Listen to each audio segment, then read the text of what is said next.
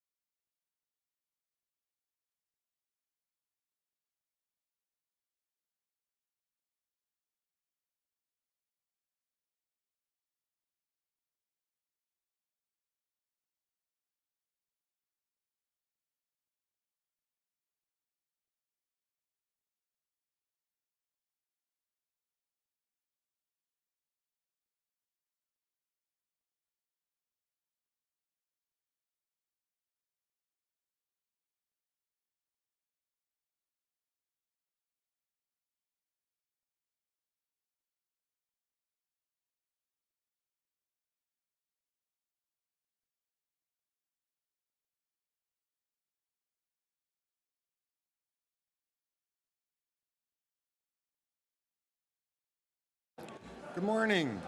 If councillors could take their seats. Councillor Bradford.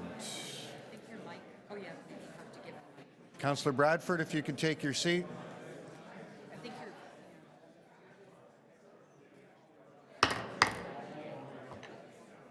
I've never got to use that before. It's so exciting. I don't think anybody heard you. If we could have a little quiet in the room. Mary Newton, I mean you. Thank you very much. I'd like to call meeting number 6 of the Toronto East York Community Council to order.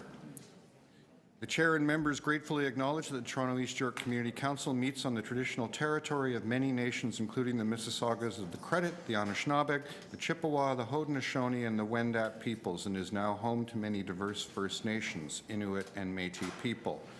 We also acknowledge that Toronto is covered by Treaty 13 with the Mississaugas of the Credit. Are there any declarations of interest? Seeing none, can I have a motion to confirm the minutes of the April 24th meeting? Councillor Wong Tam, all those in favor, opposed, that carries. Okay, we will now, what page do we start on? Turn to page 57 Is this the agenda? of your agenda.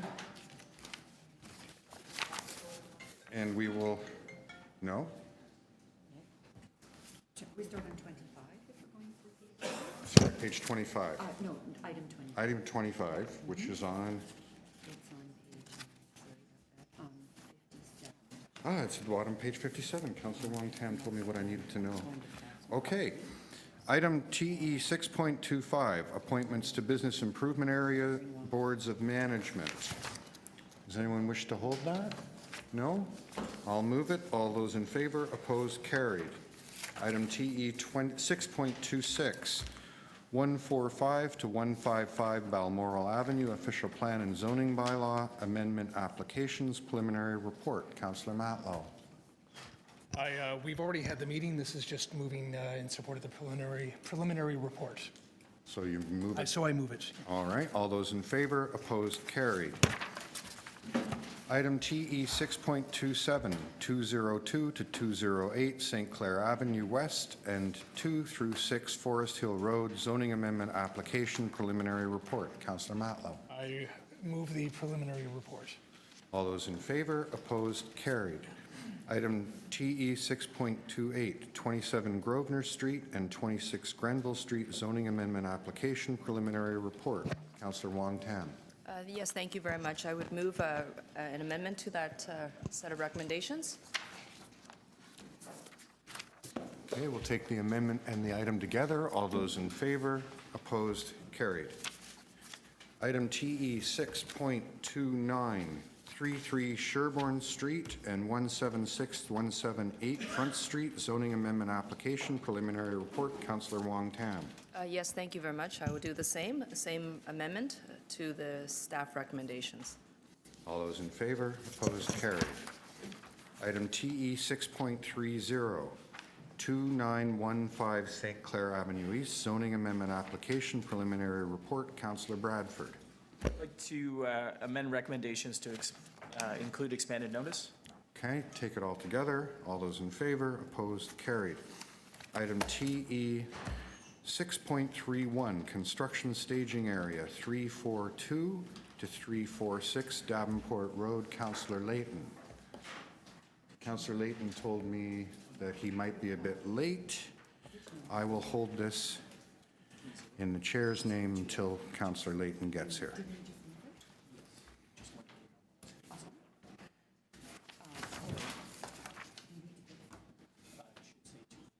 Oh, well, then we have to do it again.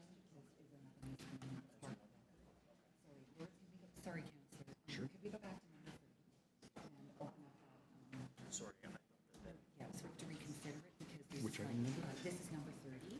Okay. Councillor Bradford, this should be 240. Okay, so 40? Yeah. Okay, so we need to reconsider. number 6.30. So members, we need to reconsider item 6.30. Can I have a motion to reconsider? Councillor Bradford. All those in favor, opposed, carried. Councillor Bradford, do you have a motion? Yeah, thanks. It should be amend the recommendations to include expanded notice for 240 meters. There we go. Okay. That's right. Thank you. Okay. So with that, all those in favor, opposed, carried. Item TE 6.32, construction staging area time extension, 1 Yorkville Avenue. Again, I'll hold it in the chair's name. For Councillor Layton. Item TE 6.33, construction staging area time extension, Alexander Street and Maitland Street, 501 Yonge Street. Councillor Wong-Tam. Thank you, Chair. I'd like to move the staff recommendations. All those in favor, opposed, carried. Item TE 6.34, construction staging area 319 to 323 Jarvis Street. Councillor Wong-Tam. Yes, I'd like to move an amendment. Amendment number 1 says that we'll try to maintain any bike lanes and install appropriate signage to inform drivers and cyclists of any changes in the cycling lanes, and the rest of it continues on in that spirit. Unfortunately, there are no bike lanes on Jarvis, but if they were to reemerge, we would certainly want to protect them as construction would impact them. Thank you. Okay, so does that amend all the recommendations? No. So we'll take this all as a package, all together. All in favor? Opposed? Carried. Item TE 6.35, construction staging area time extension, 77 through 83 Mutual Street. Councillor Wong-Tam. Yes, thank you. I'd like to move the staff recommendations. All those in favor? Opposed? Carried. Item TE 6.36, construction staging area Tannery Road, 475 Front Street East. Councillor Wong-Tam. Yes, I'd like to move an amendment, and is now on the screen, on one screen, 2 screens, both screens. Okay, so we'll take all that together. All those in favor, opposed, carried.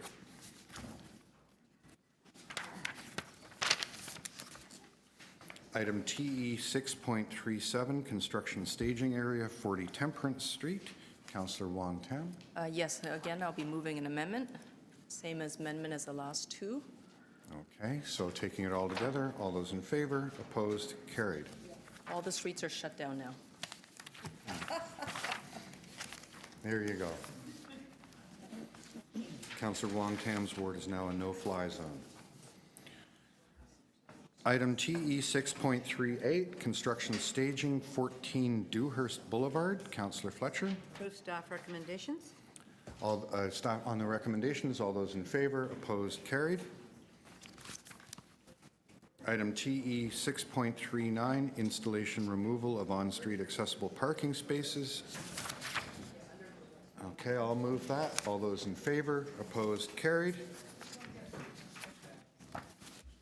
Item TE 6.40, installation of on-street accessible parking space, April 2019, non-delegated. Councillor Bradford. Adopt the staff recommendations, please. All those in favor, opposed, carried.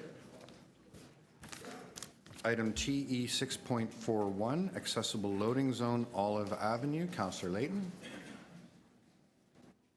Yes, I'll support the staff recommendations. All those in favor, opposed, carried.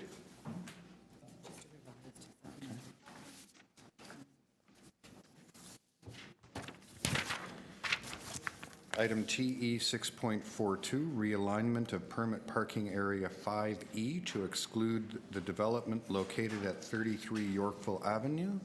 Councillor Layton.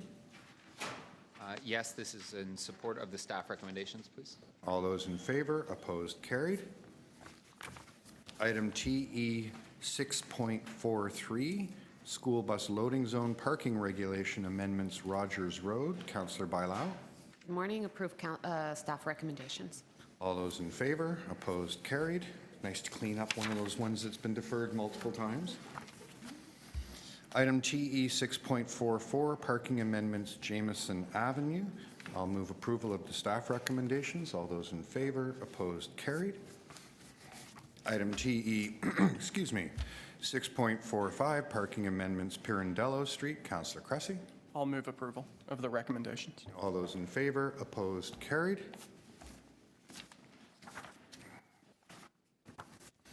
Item TE 6.46, parking amendments East Liberty Street. Councillor Cressy.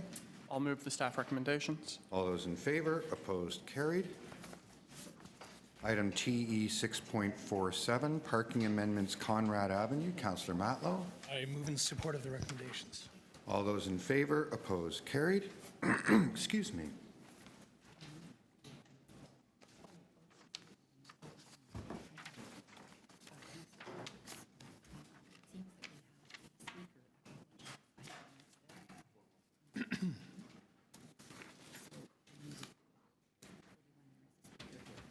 Okay, my apologies. We need to go back to item 41. This is item TE 6.41, the accessible loading zone on Olive Avenue. I understand there's a deputant registered. It wasn't noted in the agenda, so I need a motion to reopen that.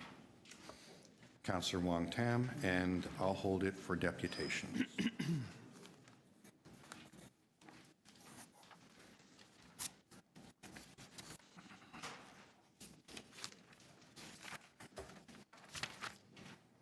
Item TE 6.48, parking amendments Rushton Road. That's me. Councillor Matlow. I move in support of the recommendation. All those in favor, opposed, carried.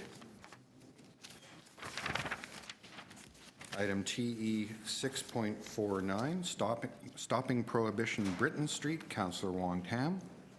Yes, thank you very much. I'd like to move the staff recommendations. All those in favor, opposed, carried.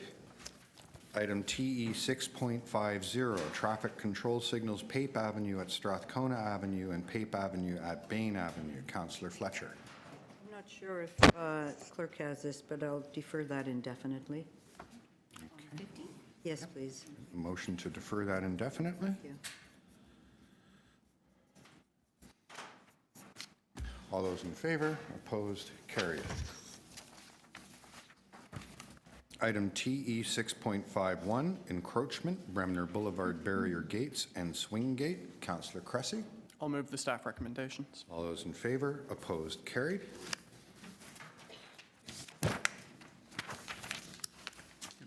Item TE 6.50, Vision Zero pop-up demonstration in Beaches, East York. Notice of pending report. We need to hold it. Okay.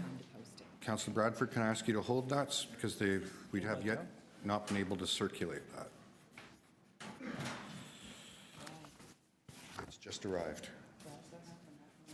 Item TE 6.53, accessible pedestrian signals, Leslieville. Councillor Fletcher. Yes, there are two deputants here Okay, this we'll morning. hold that for deputations. And I'm going to ask committee to reorder the agenda so they could Well, closer to the top when the time comes, when we go to the other. okay, we'll just consider that when we get there. Thank you. Item TE 6.54, use of Nathan Phillips Square for various events from July 1st, 2019 to April 2020. Councillor Cressy. I'll move the staff recommendations. All those in favor, opposed, carried.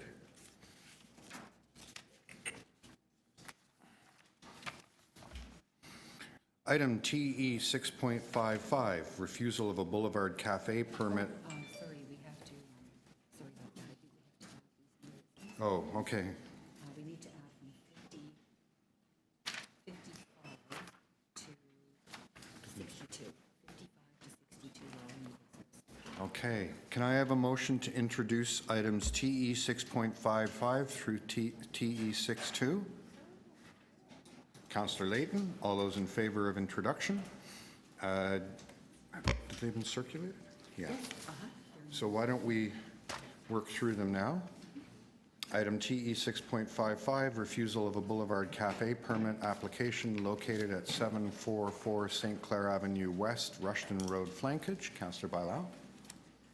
I would actually like to move approval of the Boulevard Cafe. Okay. All those in favor? Opposed? Carried.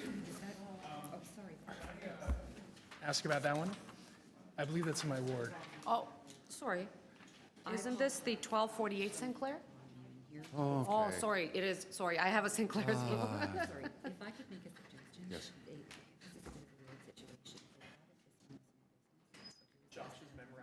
we address every street in the entire world? Is anybody around here who has? Because I have a St. Clair Boulevard as well. Josh is like, no, I know that house. It's the one with the yellow door and the white, no. That actually was a green door.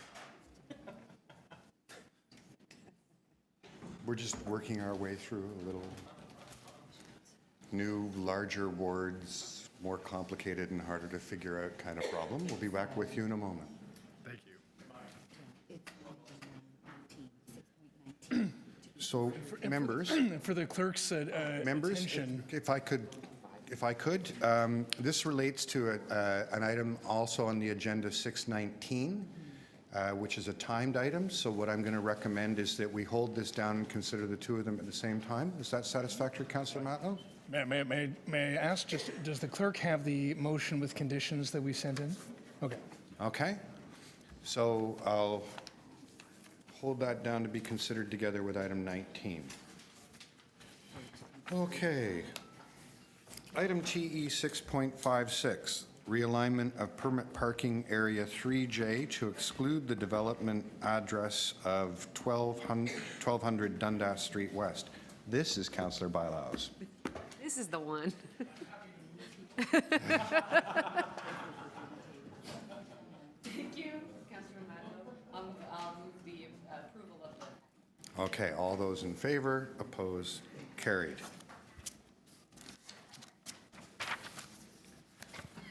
Item TE 6.57, installation of all-way stop control at the intersection of Glenholm Avenue and Millerson Avenue. Councillor Bilau.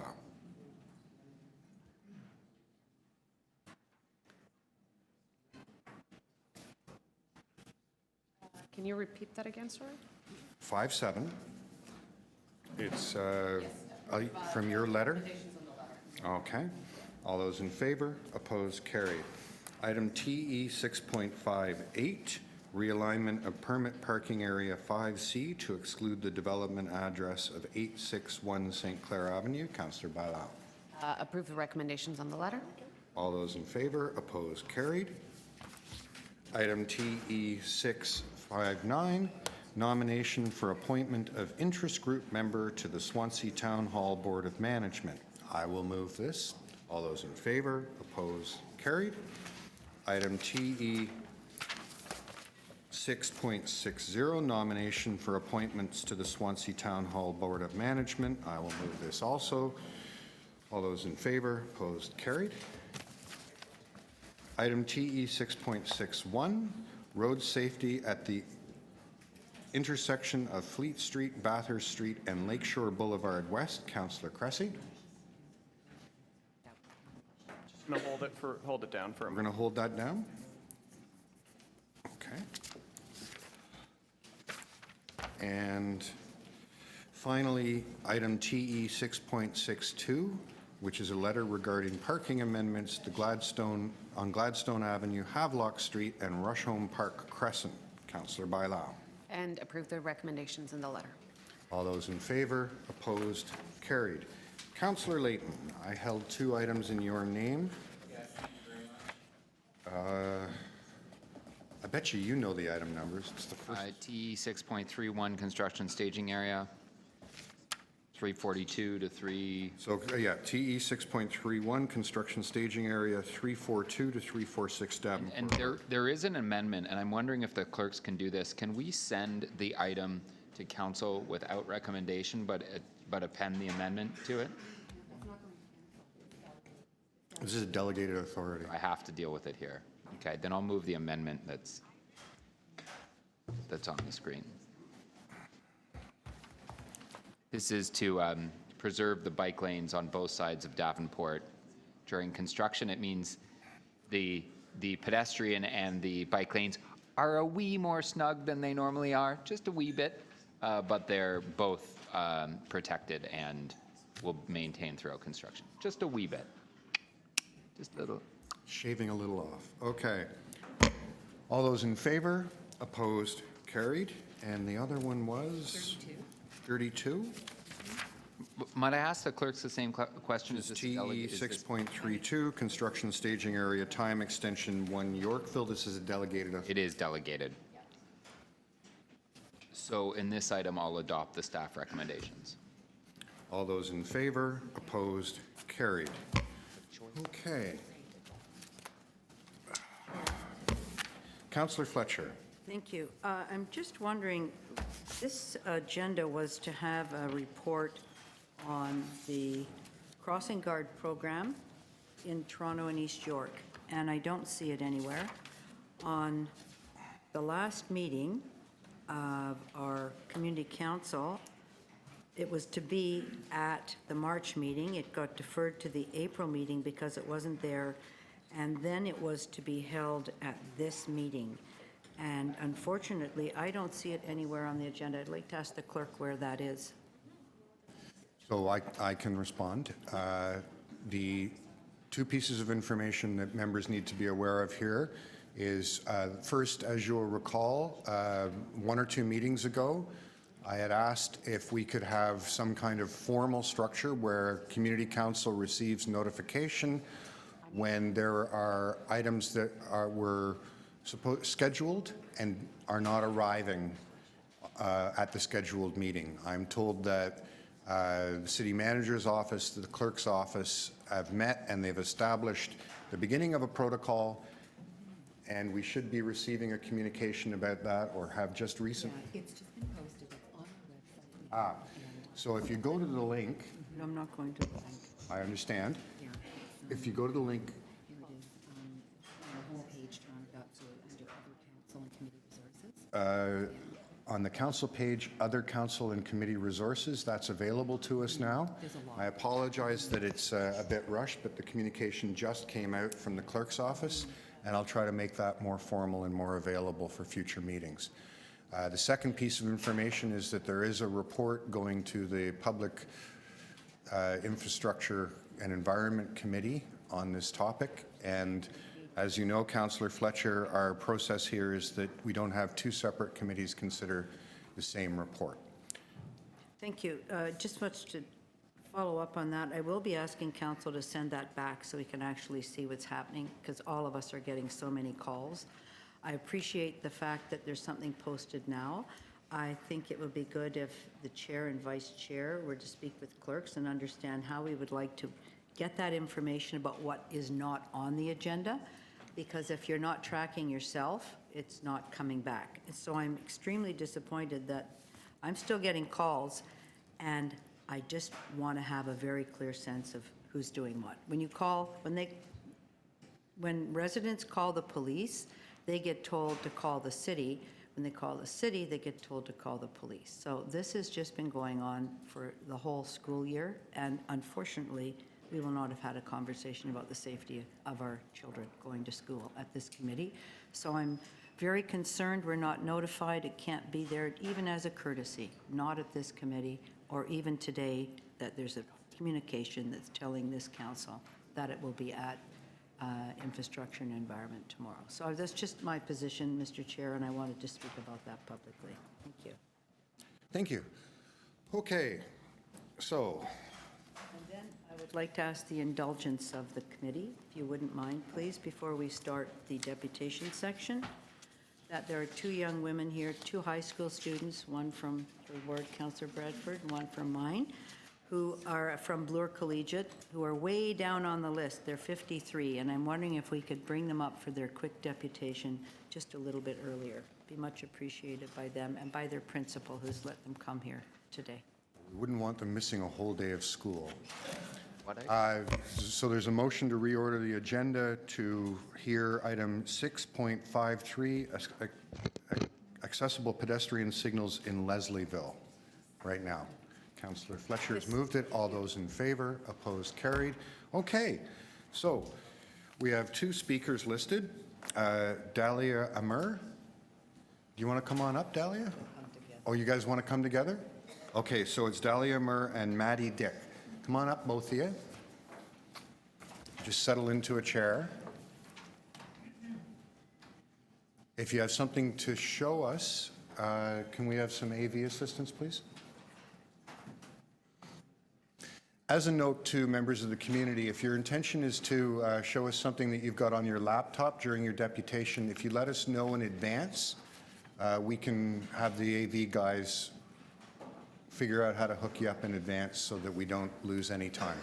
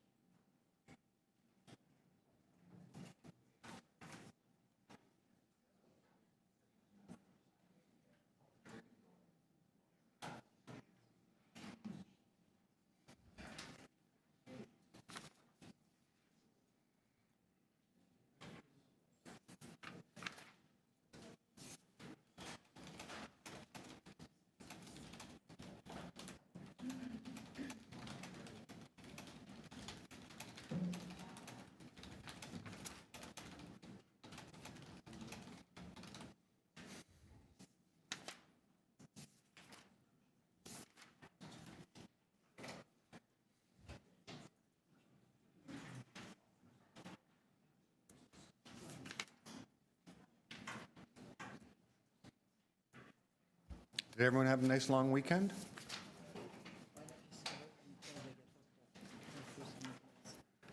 No.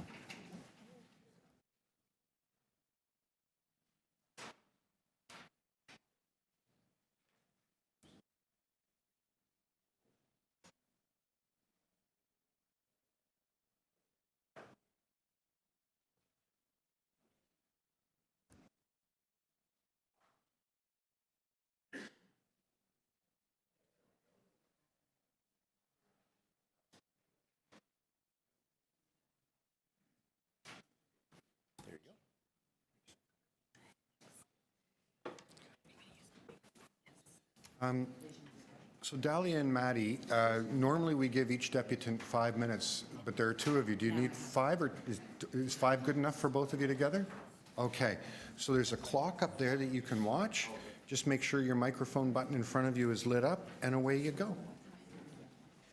Good morning, everybody. My name is Dahlia Amer, and this is Maddie Dick. And today we are asking the council to move forward with our proposal to install 6 new APSs in Leslieville, accessible pedestrian signals. So accessible pedestrian signals are also known as APSs, and they are devices that help visually impaired people cross the road safely through the uses of different sounds. There are currently 845 intersections in Toronto equipped with these devices.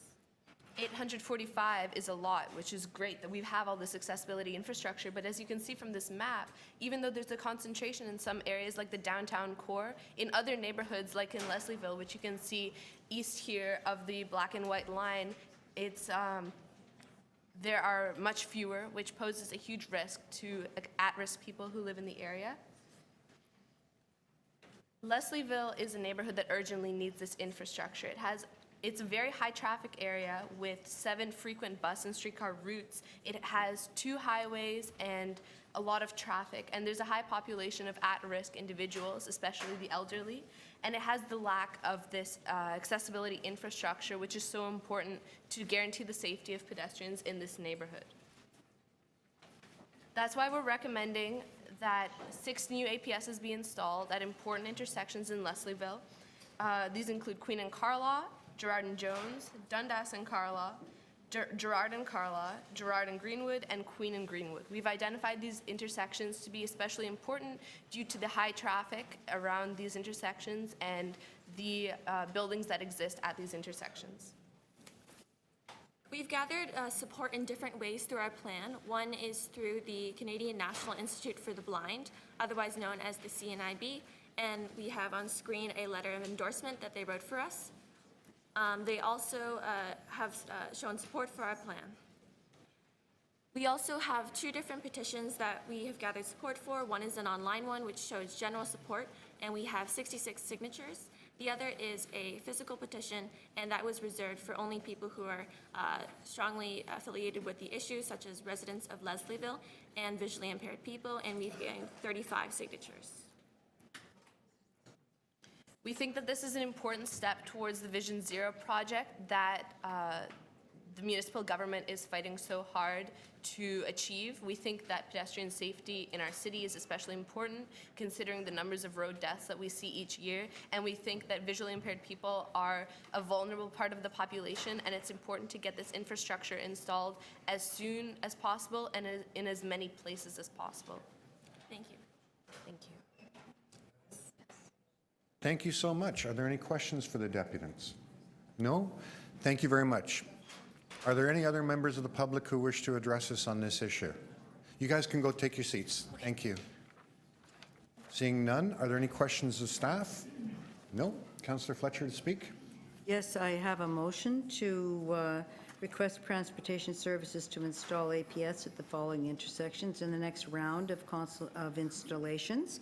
And there is a list, which I won't read out, but you don't have that letter? Oh, yeah, it's a letter to the committee. Sorry. Yeah. Okay. No, all good. Keep going. We're all good? Yep. Thank you. And just want to say what a great job these young women have done, that we're got a new round of transportation advocates in the East End, which is great.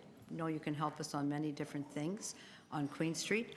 And you started off looking at visually impaired and seniors, and you've picked spots where there are a lot of seniors living. So thank you very much, and let's see if we can get this done. Great project. Tell your principal you got out early and that you got, I hope, the motion passed. So let's see what we can do here today. Thank you. So on Councillor Fletcher's letter, all those in favor? Opposed? Carried. So Good. that's carried. Good work. Thank you. All right. Let us now go to the beginning of the agenda. Thank you very much. Thank you very much, colleagues.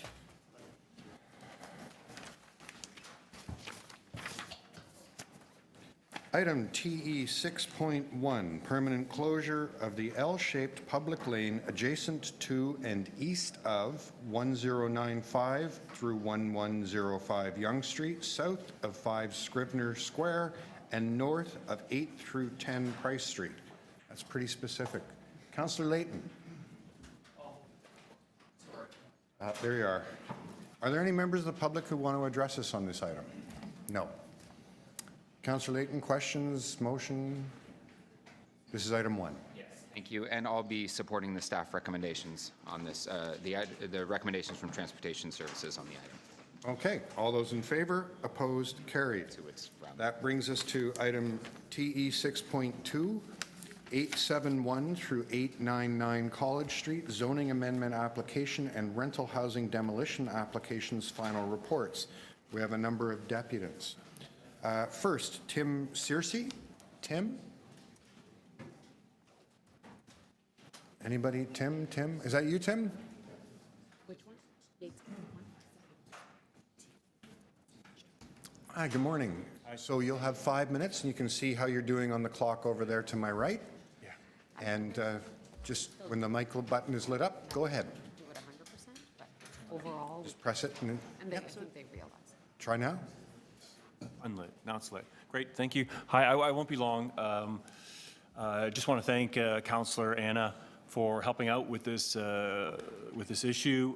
It's been 3 years in our neighborhood, and I think we were hitting a kind of a dead end as far as the back and forth with the developer. But she came in and helped us resolve some of the issues. I know some of my neighbors here still have some issues outstanding that they like to address, but. Look, I think there's been a lot of goodwill and a lot of progress made on a number of items.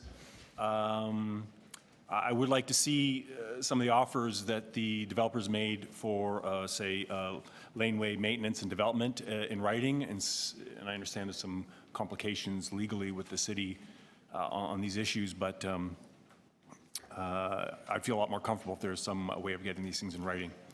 Other than that, I really don't have anything to say, and I don't want to take up any more time. Thank you. Any questions for the deputant? No? Thank you for your time today, Tim. Next, Dave Broth.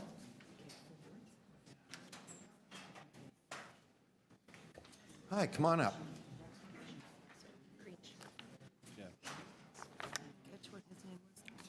Welcome. You'll have 5 minutes. Thank you very much. Good morning, Chairperson, Councillors, City staff. Thank you once again for allowing me to speak with regards to this application.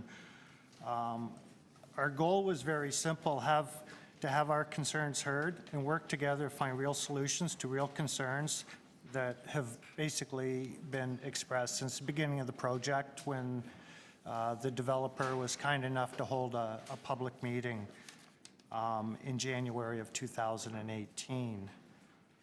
Although we may not have accomplished achieving all of our goals and objectives, I personally feel that our group made a positive impact with some minor changes, and this is now a better application that will benefit the community and everybody in the years ahead.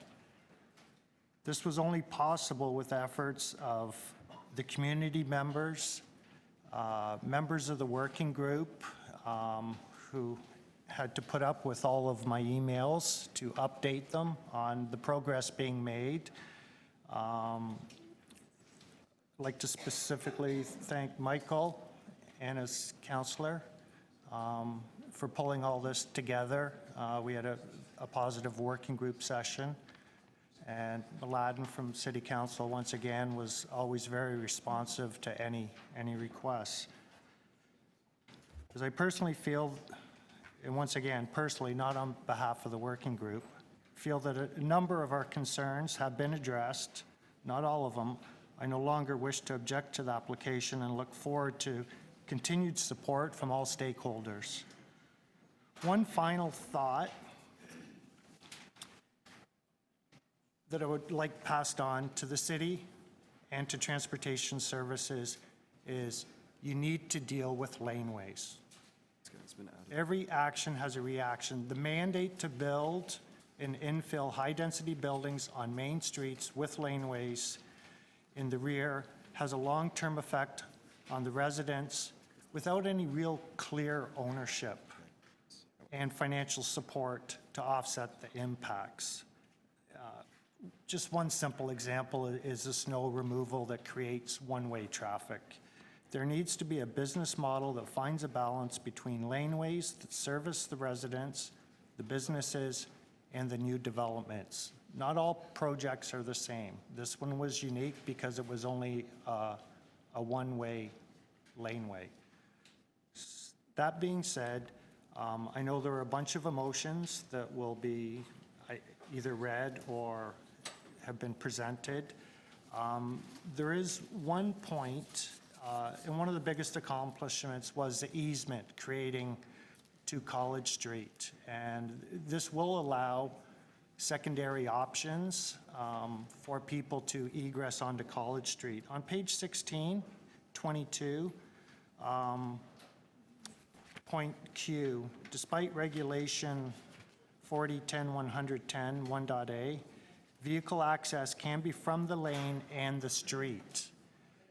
It has always been our understanding that this would be an egress only, meaning that traffic would not turn in from College Street, thereby potentially creating like new additional problems with people using the laneway as a shortcut to get to Ossington. So maybe this is just a point of clarification, but I think some other members might speak to that. And once again, we had 4 key objectives. One was the laneway, the current issues, maintenance and future implications, the ingress egress from the laneway to Ossington, which was accomplished, the construction management plan. So I look forward to this. It's my understanding the developer will have a website and that this will be done, when they start digging and excavating further than what's already been accomplished. And I would just hope that we can work together over the next few years to make sure this goes smooth. And as it relates to the egress and the traffic, maybe there'll be additional studies that are needed for traffic. There may be lights that might be needed on College. We know we've heard before that some people were of the opinion that the original traffic study was missing streets and was, I believe it was described as fatally flawed. Anyways, once again, thank you everyone Our voices were heard, and this is a better application. Thank you. Are there any questions? No? Seeing none? Robin Seagal? Robin? Hi.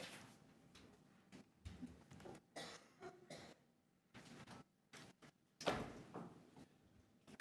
morning and welcome. Good morning, thank you. Okay, I oppose the project.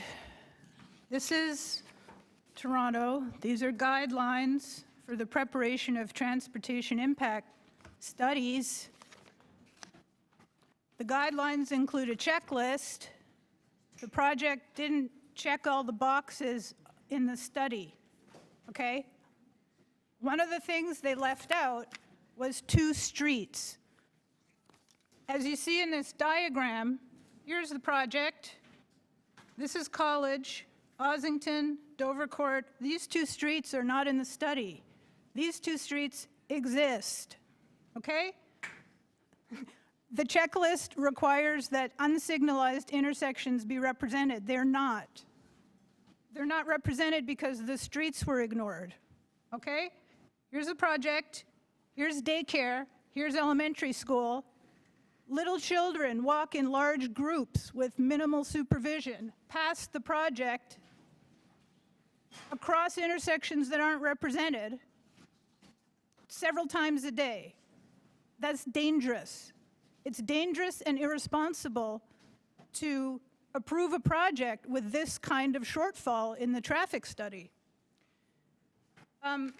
Thank you, David, for mentioning the item Q on the zoning amendment, the list of many zoning amendments for, the word used was access. The developers have always used the word egress, but in writing, they made sure to use the word access so that this could be a two-way access and egress. But even if it's only egress, even if cars are only exiting, they're exiting north and they have to turn either east or west on College. If they turn west, they'll be crossing traffic where there's no light or crosswalk or stop sign or anything.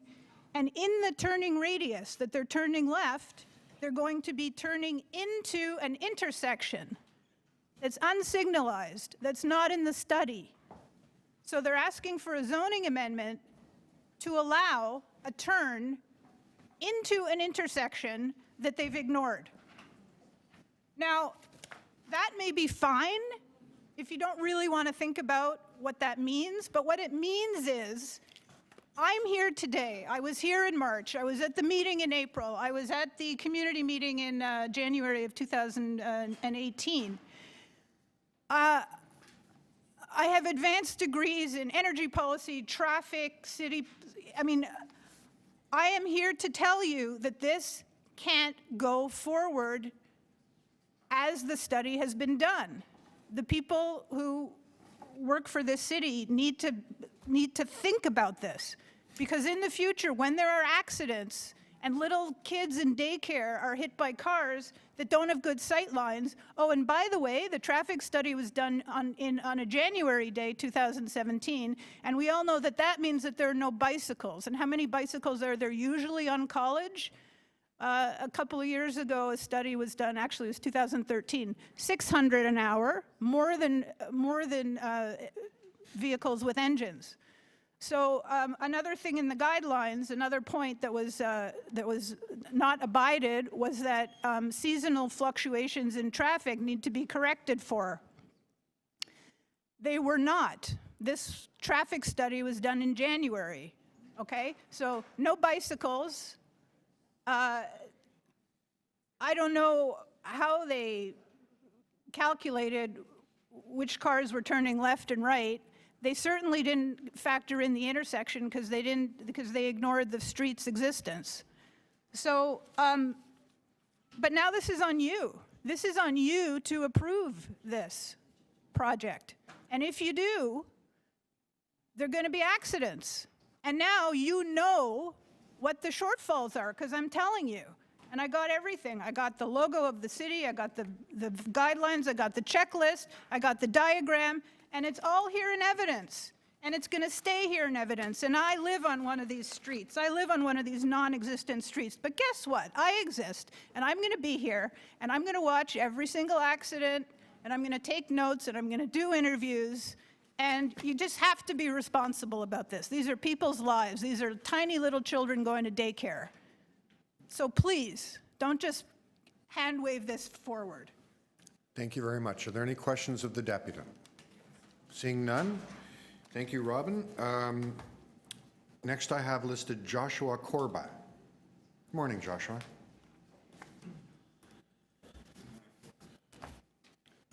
So at the community meeting on April 13th, we were promised an interim construction schedule from the developer. I'd just like to note that we never received that.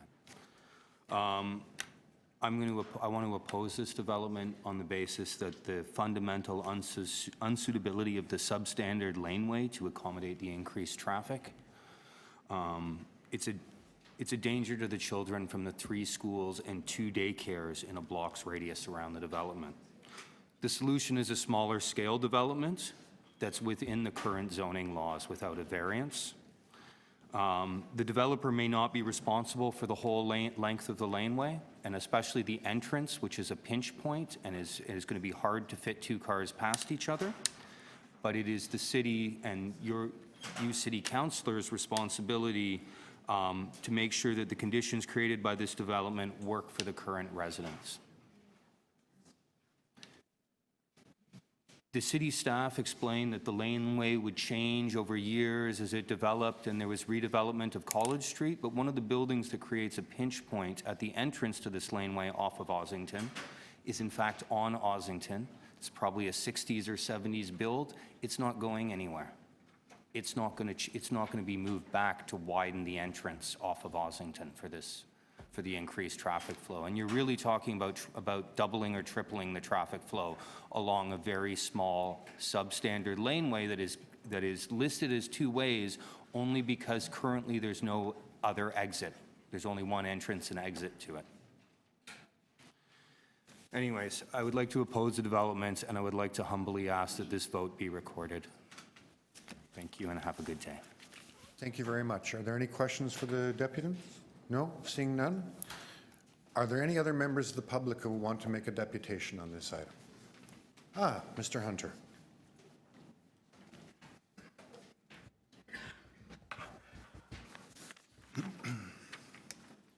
So you have 5 minutes.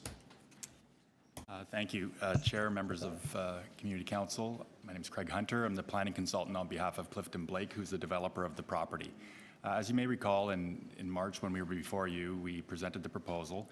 It's one which is very similar to a number along College Street, which has been recently supported by staff in this council and Dundas Street. And we had the benefit, as Tim and David had indicated, to sit down with the residents at Councillor Bailau's organization working group meeting in April. It was constructive. We were able to go through a lot of issues in a forum unlike this, where we could actually have about a 3-hour discussion about different issues that came up. Why I just placed the image up on the screen are the really core issues that the community had addressed and how we have responded to those. And I believe today that you will find, together with the staff report, a motion that will address many of these points in more particular detail. But generally, the site's located mid-block. The public laneway along the rear for about 68 meters will be widened and repaved, and our client has agreed to be plowing that laneway through winter period time all the way over to Ossington Avenue. The second item that was achieved that the residents mentioned was an agreement to provide a public easement from the laneway today over the property and onto College Street to get out of the site, which will benefit not just this development but also the neighbors in the rear. Third thing was an agreement on the exposed wall on the east face of the building that we would work with the city and provide additional funds for a mural or public art program on the side of the building, which may be exposed for some time until new development comes along. And fourth, there was discussion about the no standing area to come through a city initiative to be studied to help prevent cars from clogging up potential turns into the lane. We do appreciate that the laneway today is substandard in width. That's not unusual in the city. It's one that we try to manage as we can, and I think this developer and the team that's been working on it together with city staff and councillor's office have done their best to address the comments that they can. We thank staff for their efforts, we thank council for hearing us, and we do thank all the members of the community which had come out consistently and expressed their issues and concerns, most of which have been addressed, some haven't. And I'd like to remind council as well that when we were here before in March, there were also 40 letters of support that were filed for this application. We've had a consistent group that's been working with us on this, but there are also other people that have been quite supportive of this development. We hope for your support. Thank you. Thank you. Any questions for the deputant? Seeing none, thank you. Are there any other members of the public who want to make a deputation on this item? Seeing none, any questions of staff? Yes, Councillor Bailão? So I just want to go over the issues of this traffic study and acknowledge how the review was done. Is it within the standards of other traffic studies that we receive in the city? Can you comment on some of the concerns that the residents have?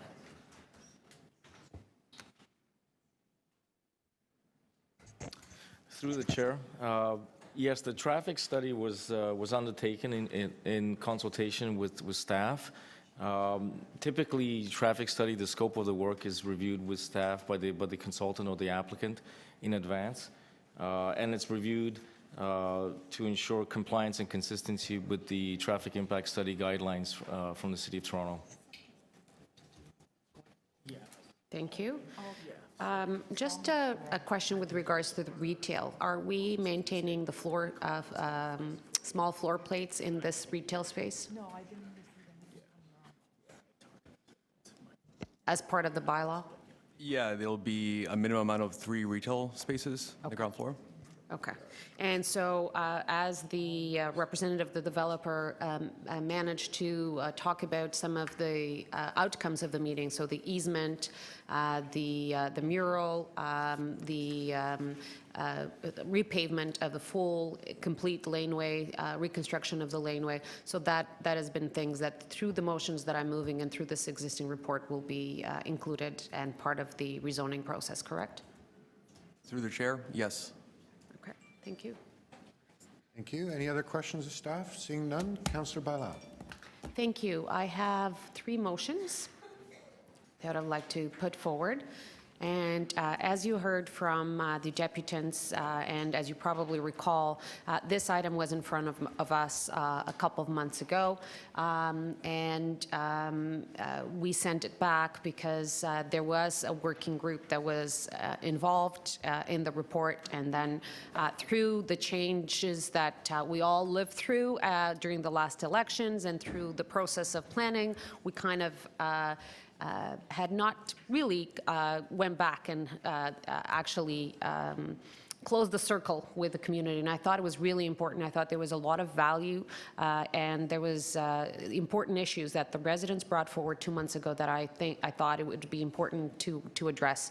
We really tried our best. I know that not everybody is happy with the outcome, but we pushed. I think there was important things that were achieved. I think the easement was really important to have an opportunity to not only have the service through that laneway.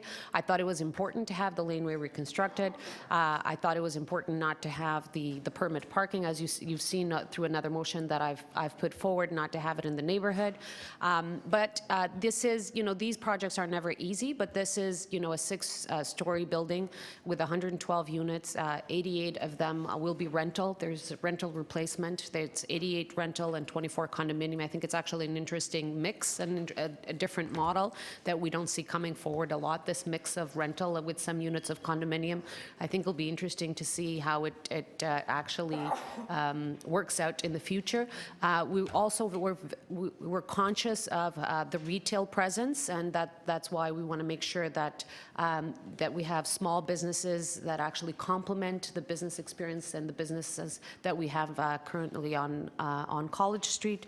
So with the changes and the motions that I have, I will be supporting the project, and I want to thank everybody that participated in the project. The work doesn't end here.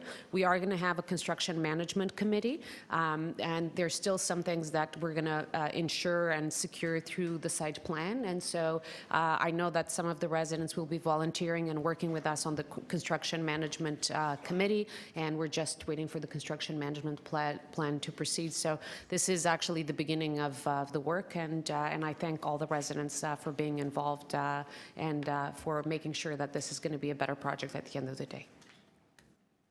Thank you. Any questions of the mover? No. Anyone else to speak? No. On the item. I was just going to very briefly commend the local councillor for picking up this file. It was a difficult one from the outset. It had kind of gone dormant for like 6 to 8 months, and then came back with a vengeance at the beginning of the term. And so for picking that up, I just like to commend her on that work. At one point in time, and it is just a caution for the developers in the crowd and any aspiring planners or planners. At one point in time, they came in and said, well, no, this is going to be a 7-story building. And then when I looked at the plans, there was still an 8-story. And the argument was that they were townhomes 2-story townhomes on top. So the 8-story really didn't count. I would just caution little games and tricks like that because nobody's buying it. And you call it what it is. Like, look, it's a main street on Dundas. We have mid-rise guidelines that these are on College. That we have Main Street guidelines, mixing this one up with the beer store project on College just down the block. That are reasonably being followed in this respect. There were major issues with the laneway, as there are on many projects. The notion that a traffic study, and it's probably, I would guess, BA Group, because they do all the rest of the traffic studies in the city. Maybe there's another company that does it, but missing Concord and Delaware in that stretch, I think it concerns me a little bit. I leaned over and spoke with the planner that suggested that it wasn't enough to go back and redo, but that's probably something I think we need to generally keep a closer eye on if these streets are missing, particularly ones with schools and childcares on them. That was a bit of a red flag for me, but planning has assured me that all seem to be done correctly in addition to that. So just briefly to commend the local councillor on picking it up and so quickly getting it back to the floor. Thank you. Anyone else? No? On the item? All those in favor? Opposed? That carries. Sorry. On Councillor Bailau's amendment first. All those in favor? Opposed? Carried. Yes. Okay, sorry. And then on the item as amended, all those in favor? Opposed? Carried. Okay, so on the item as amended, we've had a request for a recorded vote. All those in favor, Councillor Cressy, Councillor Bradford, Councillor Bailau, Councillor Fletcher, Councillor Perks, Councillor Wong-Tam. Councillor Layton, are you with us or not? Councillor Layton and Councillor Matlow. So that's unanimous. Thank you.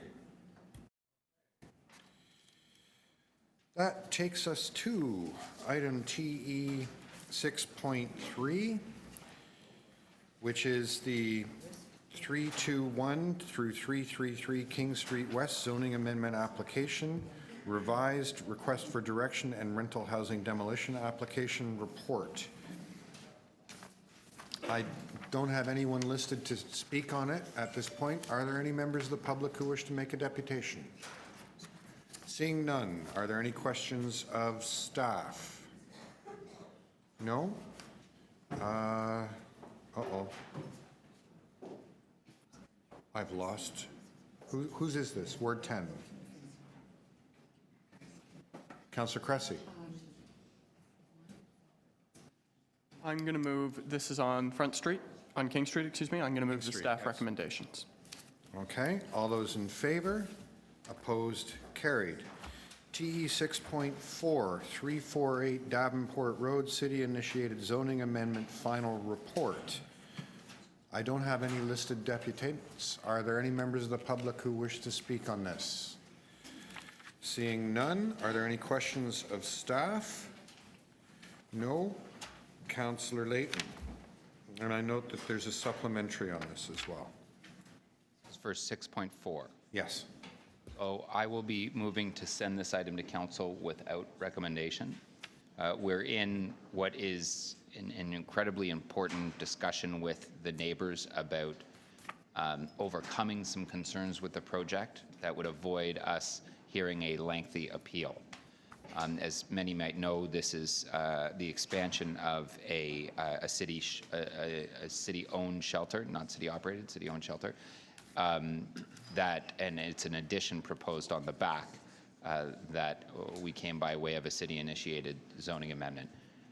So rather than start to introduce amendments that could change at council, I would like to send it without recommendation in order for us to complete this negotiation.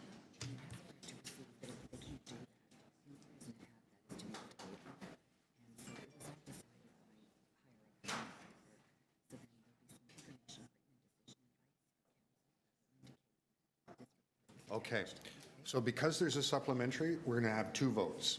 First, on Councillor Layton's motion to forward the item to council without recommendation. All those in favor?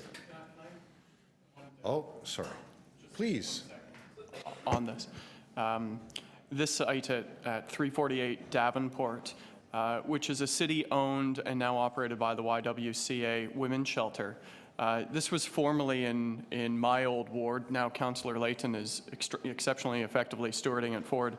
And I just want to put my 2 cents in to hope that we can have an agreement by council that avoids an appeal, because this was a significant step when the city purchased this property. It is a site where more than 50 women are getting a first step to housing, and I think ensuring that we can do the renovations as needed to make sure it works is critical, and I just want to support Councillor Layton's efforts to avoid an appeal in seeking that agreement. Okay, so on the motion by Councillor Layton, all those in favor. On the items as amended, all those in favor. Opposed, carried. Okay. So next is TE 6.5, 8 Elm Street and 348 through 356 Yonge Street zoning amendment application request for directions report. I have a deputant, Mark Noskowitz. Mark, good morning. So Mark, you'll have 5 minutes and you'll be able to see your time over there to my right. Morning, Councillor Perk, members of committee. So my name is Mark Noskowitz. I'm here for Great Eagle Hotels Canada Limited, the owner of the Chelsea site to the immediate north and west of the 8 Elm site. And we submitted a letter last week. It's TE 6.5.1. It sets forth a narrow but significant concern, and our letter requests that if the city does endorse a settlement with 8 Elm, that settlement should be conditional on 8 Elm's tower being set back 10 meters from the Chelsea property line so as to achieve a 22.5 meter separation distance between the 8 Elm tower and the approved Chelsea tower. And there's really 4 reasons why we make that request. First of all, the 10-meter setback and the 22.5 meter tower separation distance was something that 8 Elm specifically agreed to provide as part of an understanding they have with our client. Secondly, the settlement offer that was made to the city by way of the letter from Mr. Brown offered that 22.5 meter tower separation distance. Third, the request for directions report that is before you says that that's 22.5 meter tower separation distance is being provided. And fourth, and most importantly, that 22.5 meter tower separation distance is required to properly address your tall building setback requirements as set forth in your guidelines in the bylaw that the city passed. I just want to provide some very general background and some specific reasons for our request. Councillor Wong-Tam and the rest of the committee will recall that in last year the city endorsed and the LPAT approved a redevelopment of the Chelsea hotel site. That redevelopment consists of 3 towers. It was described by your planning department as a new mixed-use vertical community with a new 400-room hotel, approximately 1,700 residential units, office space, co-working space, retail space, a daycare facility, a public park, open space extending from that public park to Gerrard Street, and a new Muse Street that reconnects the west and east ends of Walton Street. That, and you see an image on here of the hotel, and there's another image of the development that shows, I think that's looking east towards Yonge Street on the new Muse Street that will reconnect the east and west ends of Walton Street, and you also see the open space, and I think that's the Elmwood Spa building on Elm Street. The 8 Elm proposal, by contrast, the 8 Elm project, by contrast, is a residential condominium that is proposed on top of and beside heritage buildings on Elm Street, and it extends onto Yonge Street, where your official plan calls for the maintenance of a low-rise building character. The specific reasons why we want to ensure the 22.5 meter tower separation distance is provided. The Chelsea proposal originally did not have a 12.5 meter tower setback. We were asked to provide that, and we did. We were then told by 8 Elm that they only wanted to set back 10 meters, but they said they wouldn't have projecting balconies, and we said, okay, that achieves general conformity with your tall building requirements. The letter that was the settlement letter that was submitted by Mr. Brown said that the 22.5 meter tower separation distance is being provided, but the hatched area that you see on that site plan is closer than 10 meters to the Chelsea property line, inconsistent with the understanding that our client had with 8 Elm, and it does not provide the 22.5 meter separation distance that both his letter and the planning report before you suggest is being provided. So our specific and narrow request is that and I can provide a copy of this to the clerk, is that the recommendation 1, and I'm sorry if that's difficult to read, but that recommendation 1 of the request for direction report be reworded to continue to provide that City Council will support the 8 Elm settlement, but that it be subject to the specific condition that the tower setback from the north property line be increased to achieve the separation distance of 22.5 meters. That's what 8 Elm promised to provide my client.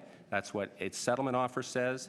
That's what the planning report says, and we understand through the legal department that the planning department shares our concern. So that's our specific request, and I'm ask you to wind up, please. And I'm open for any questions. Thank you. Are there any questions of the deputy? Seeing none, thank you very much for your time today. Are there any other members of the public who wish to make a deputation? Oh, look, it's a member of the public. Hello, I am Mr. Member of the Public. Just happened to be walking by City Hall. Yes. Yes. Saw there was a hearing going on. Good morning, Adam. Good morning, Mr. Chairman and members of Community Council. My name is Adam Brown. I'm here on behalf of the applicant. And I wanted to give you a bit of a background on this site. I was not counsel of record originally for probably the first year of this application.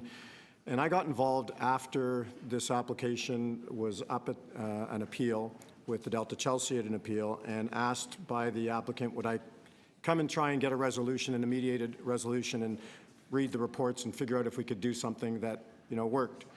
And I said, sure. So we looked at the concerns, and I can tell you staff have worked so hard with our client and the consultants to give us very clear direction, as well as the former council for the area and the current council for the area. So what's happened in the last 3 years? Our client acquired properties and expanded the site area, which they were asked to do. They reached a resolution with the property owners to the north. They actually reached a resolution with the Arts and Letters Club to the west in terms of actually buying air rights from them as part of the request of city staff to create a 12.5 meter setback. They expanded the site and then also worked with heritage staff on retaining the important heritage aspects of the street. It's a mixed-use designation. It calls for the same type of intensity, in my respectful submission, as staff have recognized as other sites in the area, and have incorporated the design that respects the heritage characteristics of the street and have responded to all of those issues that have arisen, and there's been many of them. And so I want to address my friend's comment, and I'll show you on sort of a larger plan. So here's our client site, and here's the Great Eagle site.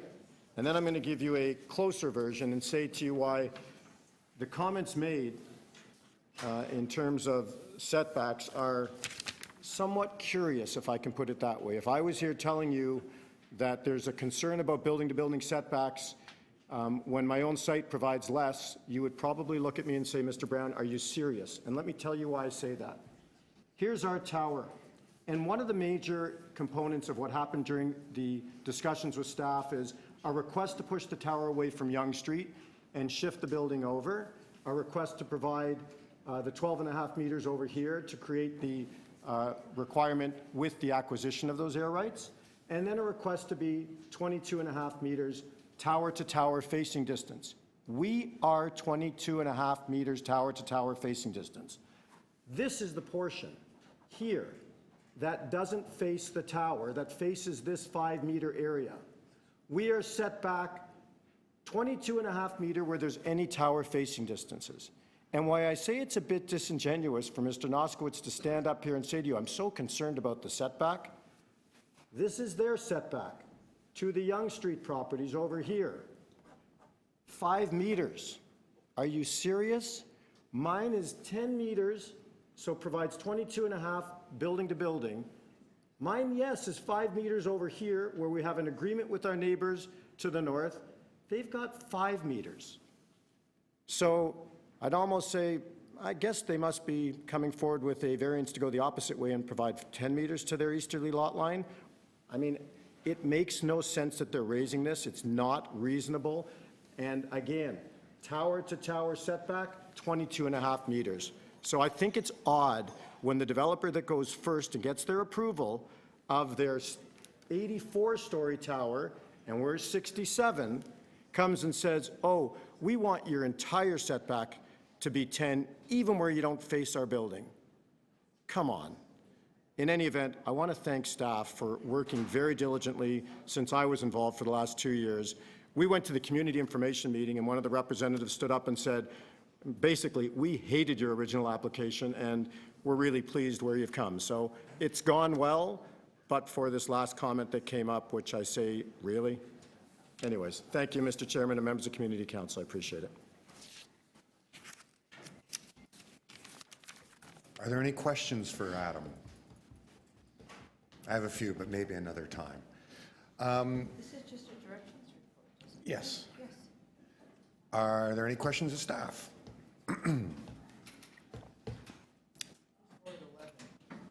Councillor Layton. No questions of staff. I'll just. No? So I have a motion. You have a motion?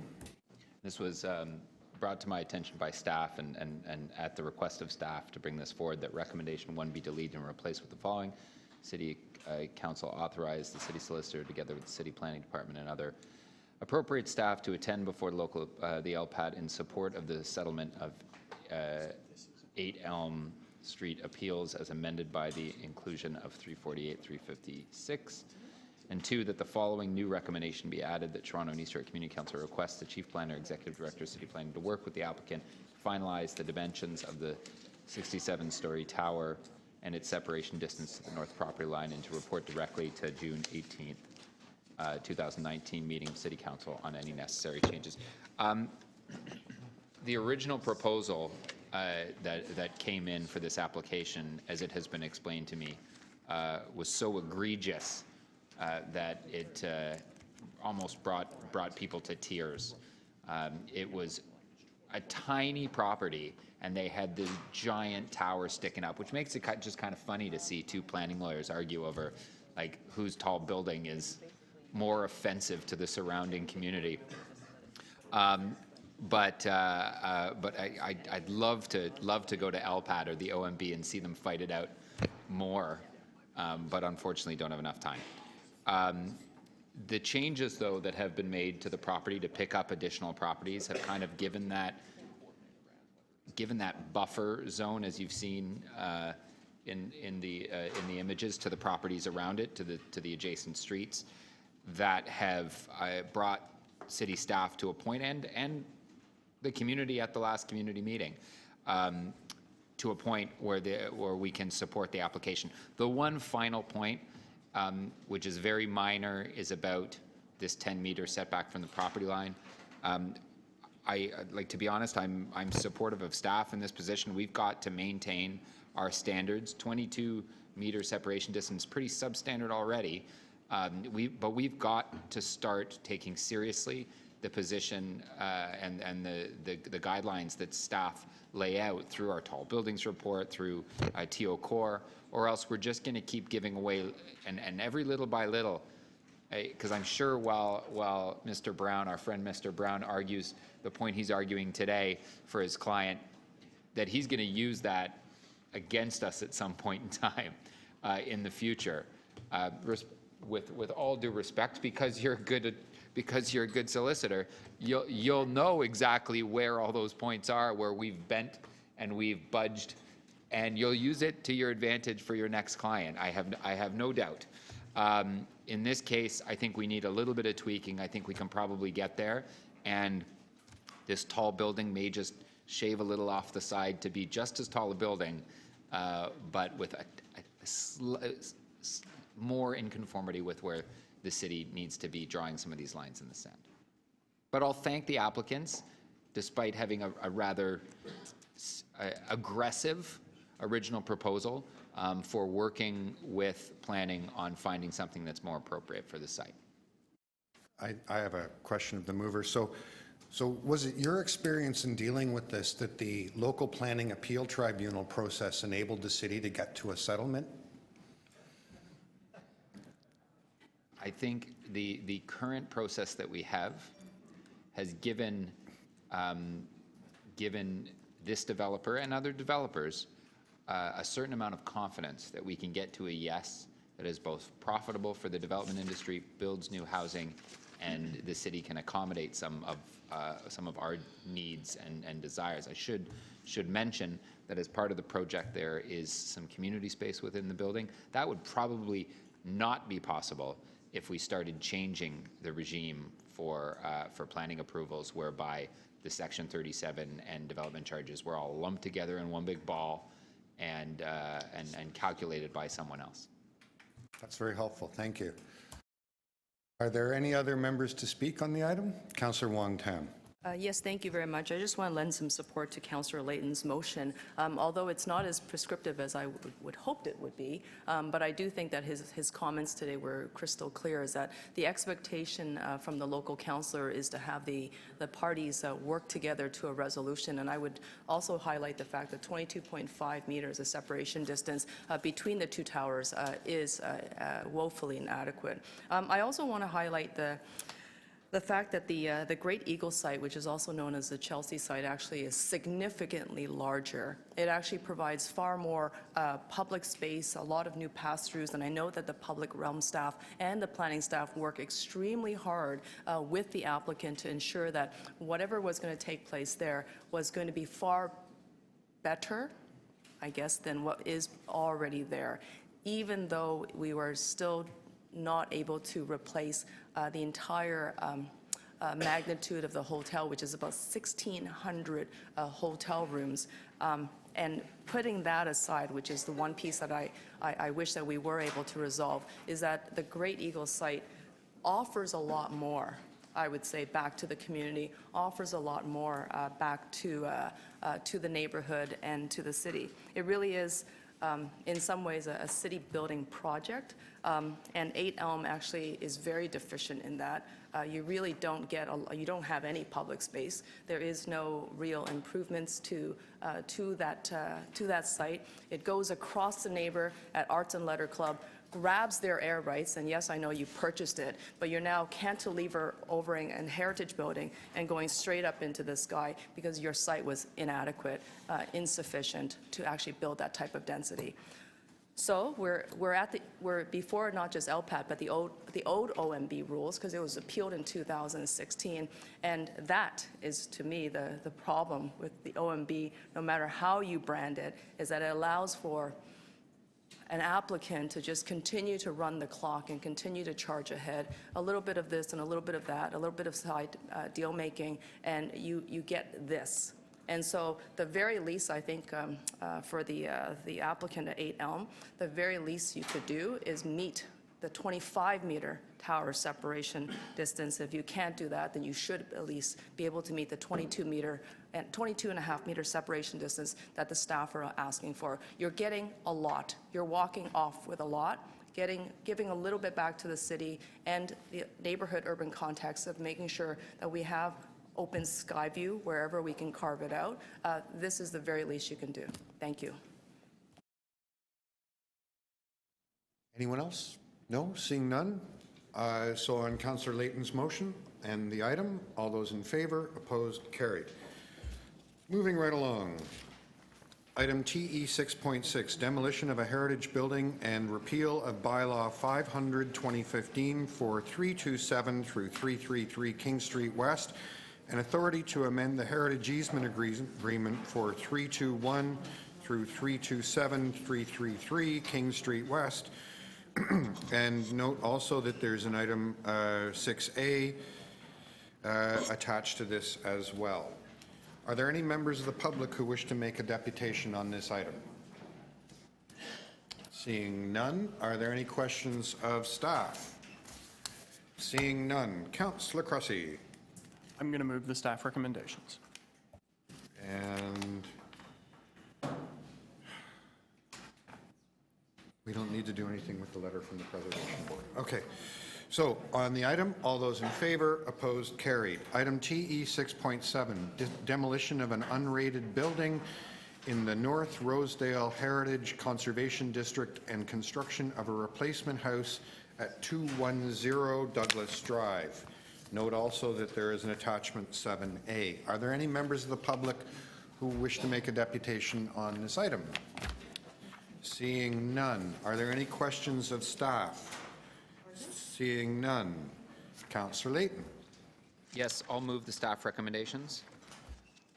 All those in favor, opposed, carried. Item TE 6.8, demolition of an unrated building in the North Rosedale Heritage Conservation District and construction of a replacement house, 65 Binscarth Road. Also, there is an attachment 8A. Are there any members of the public who wish to make a deputation on this item? Seeing none. Are there any questions of staff? Seeing none. Councillor Layton. Again, I'll move the staff recommendations. All those in favor, opposed, carried. Item TE 6.9, alterations to heritage properties at 8 Elm Street and 348 through 350 Yonge Street. Intention to designate 348 through 350 Yonge Street under the Ontario Heritage Act Part 4, Section 29. Authority to amend 8 Elm Street Heritage Easement Agreement and enter into a heritage easement agreement at 348 350 Yonge Street. I'm going to need air after that. Whew. Are there any members of the public who wish to make a deputation on this item? Seeing none, are there any questions of staff? Seeing none, Councillor Layton. Yes, thank you. This is connected to the item we just heard, 6.5, and I'll move the recommendations. Okay, all those in favor? Opposed? That carries. Item TE 6.10, inclusion on the City of Toronto Heritage Register 1627 Danforth Avenue. Please note item 10A is attached. Are there any members of the public who wish to make a deputation on this item? Seeing none, are there any questions of staff? Seeing none, Councillor Bradford. Item 10.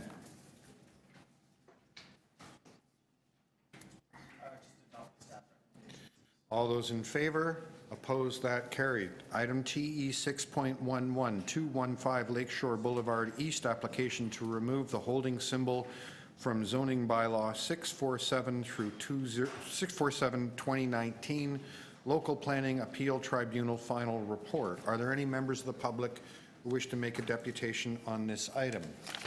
Are there any questions of staff? Seeing none, Councillor Cressy. I'm going to move the staff recommendations, please. All those in favor? Opposed? That carried. Item TE 6.12, 210 Bloor Street West zoning amendment application refusal report. I have two registered deputants, Bronwyn Krog. Hi, Bronwyn. Good morning. So you'll have 5 minutes, and you'll be able to see your time over here to my right. Welcome. Welcome to you. Good morning. My name is Bronwyn Krogh. I'm the president of the East Annex Condominiums Association. We were formed last year from the board members of our 4-member condominiums. We represent 550 households, 500 of which are on the same block as this 210 Bloor West. And in the efficient use of TEYCC time, we're going to only have a few presentations. Many residents attended the public meeting on February 13th and voiced concerns with the application. We sent a letter dated May the 4th to council, to our city councilor in the planning department, and it's in the communications before you. There has been no contact from Tribute Communities since then to discuss the issues, despite committing at the public meeting that they would work with area residents. This site is just too small. It's unsuitable as a tall tower site. The tall building proposed is an overdevelopment on a narrow site with 13 meters of frontage, or 42.5 meters. This site's Bloor frontage is actually more typical of your average house lot frontage in the East Annex homes to the north. The rectangular lot is also 60 meters deep, or almost 200 feet, which the proposal would occupy virtually from lot line to lot line on 4 sides. It's a residential building with an FSI of over 20 times, way outside the norm in Toronto. It's just too much development on a 783 square meter site. In terms of built form, the east and west side walls are each about the size of an American football field, and they occupy most of the deep site. The west side is blank, no windows, as is most of the east side. The walls are proposed to be higher than 1 Bedford and Exhibit, which are 2 tall buildings on large lots in the area, and the walls would be half again as long as any current tall building on this block, of which there are 5. In this form, this structure would overwhelm every neighbor on the block. The proposed tower bears no relation to any other tower on the block today, and the 5 tall buildings between Avenue Road and Bedford Road are all set back more than this proposal, and from Bloor Street, and all of them more or less line up front and at the rear of the towers, which allows for a much more respectful transition to the heritage neighborhood to the north. As to tower separation, this site does not have an adjacent lane providing separation, as do Museum House and Exhibit, which were also approved prior to the new regulations for tall buildings, enshrined now. This property is not a tall building site and can't come close to complying with the tall building guidelines as outlined in the planner's refusal. Adding to this disregard, there is no proposal to provide any amenity space on site or to contribute to the community amenities or facilities. The project's access is from the private lane between Exhibit and Museum House, connecting to a landlocked substandard city lane at the rear. The city's narrow lane effectively allows only one-way travel, so there would be standoffs when residents or service and delivery vehicles need to use it to the proposal. The private lane is already stressed from overuse by servicing and loading, and becomes dysfunctional many times of day. The site does not meet the city's loading and parking requirements or queuing requirements for an elevator to parking garage for this 41 suite and 80 parking spot building. Today, over the wide Bloor Street sidewalk in and out of the private lane, there are conflicts between pedestrians, bikes, and vehicles, and the sight lines are inadequate for the safety of all users. Therefore, we respectfully request that TEYCC adopt the recommendations in the planner's refusal report. We request that Tribute's transportation consultant to provide observation data for a week of vehicle movements and conflicts in the private lane, as well as using current pedestrian, bike, and vehicular cross-traffic flows in the Bloor right-of-way at the private lane in their analysis, and advise Tribute Communities to work with the planning department, the councilor, and us area residents to come up with a more realistic proposal that is not a tall building and that is consistent with the built form on the block and suitable to this small site before resubmitting their application. Thank you. Thank you very much. Are there any questions of the deputy? No? Thank you very much. Key Park. Hi, come on forward. Good morning. So you have 5 minutes and you can watch your time over there on my right. Thank you. My name is Keele Park, and I'm a board officer at the exhibit residences located at 200 Bloor Street West. 210 Bloor proposal plans to use our north and south laneway, which is marked here. This is the exhibit. That is the 210 Bloor proposal that's being proposed at the moment. Tribute's proposal is also dependent on the east-west right-of-way owned by the city, which is marked here, which connects the northern boundaries of the exhibit's laneway. Note that the laneway here marked is experiencing chaotic problems due to high volumes of cars, service vehicles, and pedestrians from TPA today, which is on the north side of the laneway. Note that 4 buildings and 7 retailers use this laneway currently. And I'd like to share a quick video clip to show you what a resident experiences every day as they exit the laneway.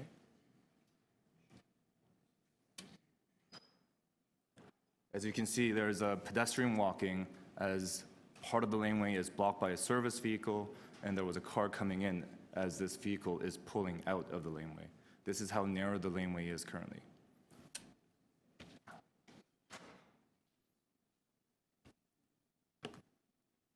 Thank you. The proposed site at 210 Bloor is currently occupied by Remini House of Music. Their lot can only hold 4 or 5 cars, allowing for some needed room to turn around for occasional deliveries. The proposed change in the use of 210 Bloor are significant, more than 80 parking spots for the residents, which does not include deliveries, building service vehicles, guests, staffs, and garbage pickup for 42 suites and the retail space. The volume of additional load Tribute is proposing to make on an already chaotic situation will make an already chaotic situation far worse and unmanageable. Tribute has referenced St. Regis Hotel to justify the entrance design. However, this is a false equivalency as it ignores very important distinctions compared to this case.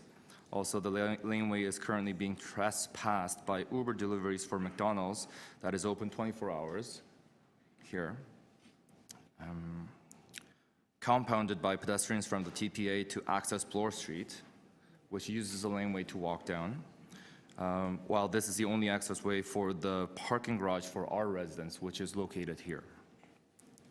In addition, there's an east and west right-of-way that the property owns that Tribute plans on using. This east and west laneway is only 15 feet wide, and it cannot fit 2 cars side by side.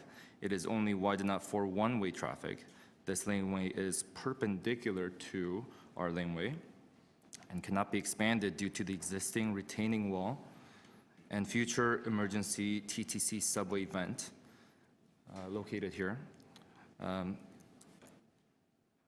For large trucks such as moving vans and garbage pickup trucks that will have to access these 2 laneways because of the narrow width of it, if there is a vehicle coming out of 210 Bloor Street, they would have to back out the one-way street and reverse out the entire laneway into one of the busiest streets in Toronto, which is Bloor Street West.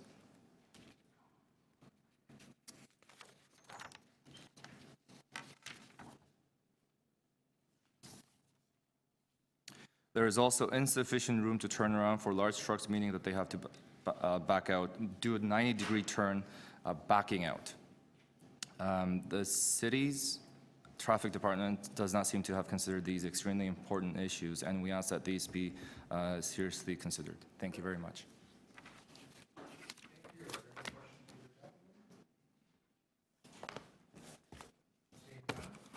Any questions of staff? No? To speak, this is Councillor Cressy. No? Am I wrong? I'm on the wrong item.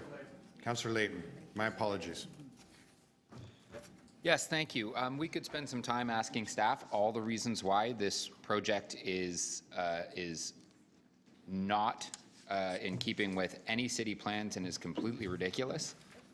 or we can just not and support the staff recommendation to refuse. I'm going to vote that we forego the little charade of questions to demonstrate just how ridiculous this is and just move ahead with the recommendations to refuse. I don't know if we need a recorded vote, but sure, why not? At Councillor Cressy's request, we'll do a recorded vote. So, I'm sorry. The recommendations in the staff report to refuse. To refuse. This is very exciting. All those in favor of the staff recommendation to refuse. Councillor Matlow, Councillor Layton, Councillor Wong-Tam, Councillor Perks, Councillor Fletcher, Councillor Bailao, Councillor Bradford, Councillor Cressy. That's unanimous. Okay. Item TE 6.13, 409 and 415 Yonge Street, 9 and 17 McGill Street zoning bylaw amendment application refusal report. Are there any members of the public who wish to make a deputation on this item? Seeing none, are there any questions of staff? Seeing none, Councillor Wong-Tam. Yes, thank you very much, Mr. Chair. I'd like to move the recommendations in the report to refuse the application and to proceed to fight this out at the LPAT/OMB comeback 2.0. This is just to highlight, the report is pretty clear, but at the beginning of the process, when the applicant told us about their plans to build a 42-story building on top of a 19-story structure at the southeast corner at Yonge and Gerrard, our response and the response of the city planner and the response of the community collectively was, you've got to be kidding. But that's not the end of it. They also proposed to take what is currently operating as a publicly accessible city operated park and to elevate that onto the podium of their building, and that would be the replacement for outdoor amenities. I won't go any further. I think I already highlighted to you why this application is completely unsupportable, and I would ask for a recorded vote. Okay, questions of the mover? No. Anyone else to speak? No. There's been a request for a recorded vote. All those in favor, Councillor Cressy, Councillor Bradford, Councillor Bailao, Councillor Fletcher, Councillor Perks, Councillor Wong-Tam, Councillor Matlow. That is unanimous. Next, TE 6.14, 406 to 410 Keele Street, official plan and zoning bylaw amendment application, request for direction report. I have the deputant, Tina Leslie. Hi, Tina. Come on forward.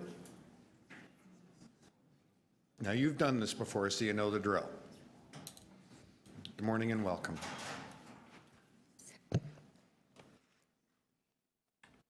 Thank you. As you know, the Junction HCD has party status at the LPAT appeal, and therefore I am limited as to what I can say at this time. Typically, the Junction HCD actively participates in all redevelopment applications within the proposed boundaries of its future heritage district. Our board members and supporters attend pre-application and community consultation meetings when the preliminary staff report is written. We also communicate directly with planning and heritage staff after reviewing architectural plans, heritage impact statements, and the other documents submitted by the developers. We then prepare analysis reports and present at community council meetings. Your fellow councillors in Etobicoke York are most familiar with our community activities and presentations, although we did have an opportunity to speak for the first time at the final Toronto and East York meeting on July 4th last year. The Junction HCD strives to be consistent in its evaluation of all redevelopment applications to safeguard the integrity of our future heritage district, which is intended to be a microcosm of the town of West Toronto Junction at the core of the former city that amalgamated with Toronto in 1909. Our Phase 1 heritage study was approved by City Council in January 2018. We were impressed by the quality of the staff report and wanted to take this opportunity to thank Elizabeth Silva-Stewart for the most comprehensive staff report that we have read and to acknowledge all of her time and efforts on this file. However, we have one small correction. The junction HCD has been misquoted on page 16.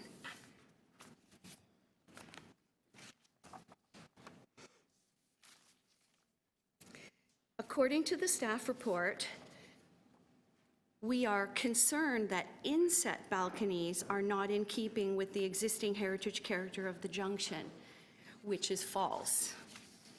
To quote from our May 2018 analysis, another important preference is inset balconies. Projecting balconies are not in keeping with the existing heritage character of the junction. Oops.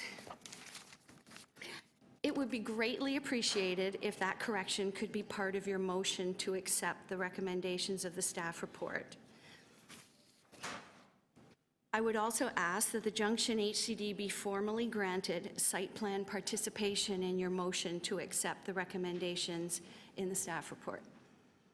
I look forward to sharing more information about the Junction HCD at future Toronto and East York Community Council meetings. Thank you for all your time and attention. Thank you, Tina. Just a question to you. So when we make amendments, it's to the recommendations that staff provide, not to the text of their report. We're not allowed to edit them as much as we would wish to sometimes. Can I ask you, if you put in writing that it is what you've just said, it goes on the City Council record as a piece of correspondence and will be in the public record so that will be clarified. Could you undertake to do that? I will do that for the council Prior to meeting. it going to council? And it Thank will you. be coming forward at Alpat when I can. Okay. And so just to be clear, now I understand that you may be constrained. Do you have any objections to the recommendations in front of us? Off the record. We can't. Okay, everyone cover your ears. We can certainly talk about that when we get to the LPAT settlement on August 2nd. That's the date that we can, I have been advised that I can speak further on that. Okay. Do you have any advice for the members of this committee at this point? Other than what we've already requested, site plan participation, and if you read between the lines, we are supportive. Ah, there you go. Okay. And our community, as you know from the meeting that you held, thank you for that. Yep. The community was very supportive of the applicant making concessions. Okay. Thank you. That's quite helpful. Are there any other questions? No? Seeing none? Okay. Thank you. Thank you. Are there any other members of the public who wish to make a deputation on the item? Seeing none, are there any questions of staff? Seeing none, so I'm going to speak. First, I want to welcome the planner on the file who's come all the way from the offices of the Etobicoke Planning Department, thanks to the realigned boundaries that happened as a result of the size of council being cut. Ms. Silva Stewart had quite a trek to get here today. So welcome. We're a lot of fun. You might want to come every month.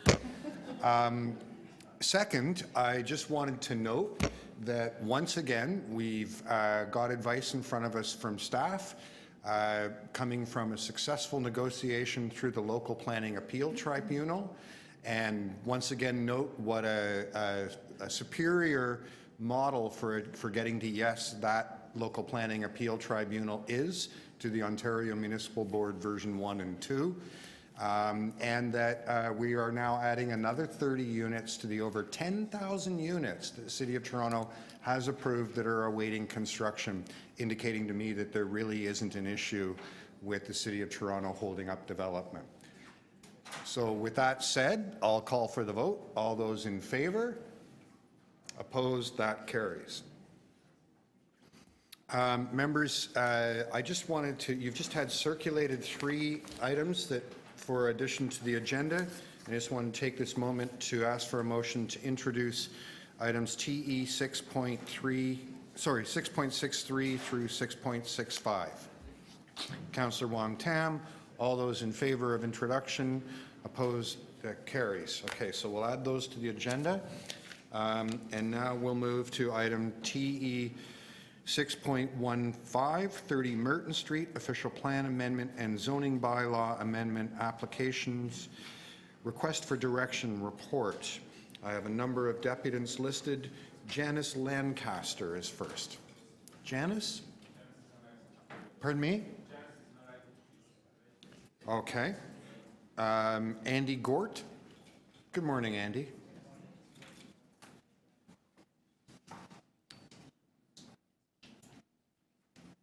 How are you today?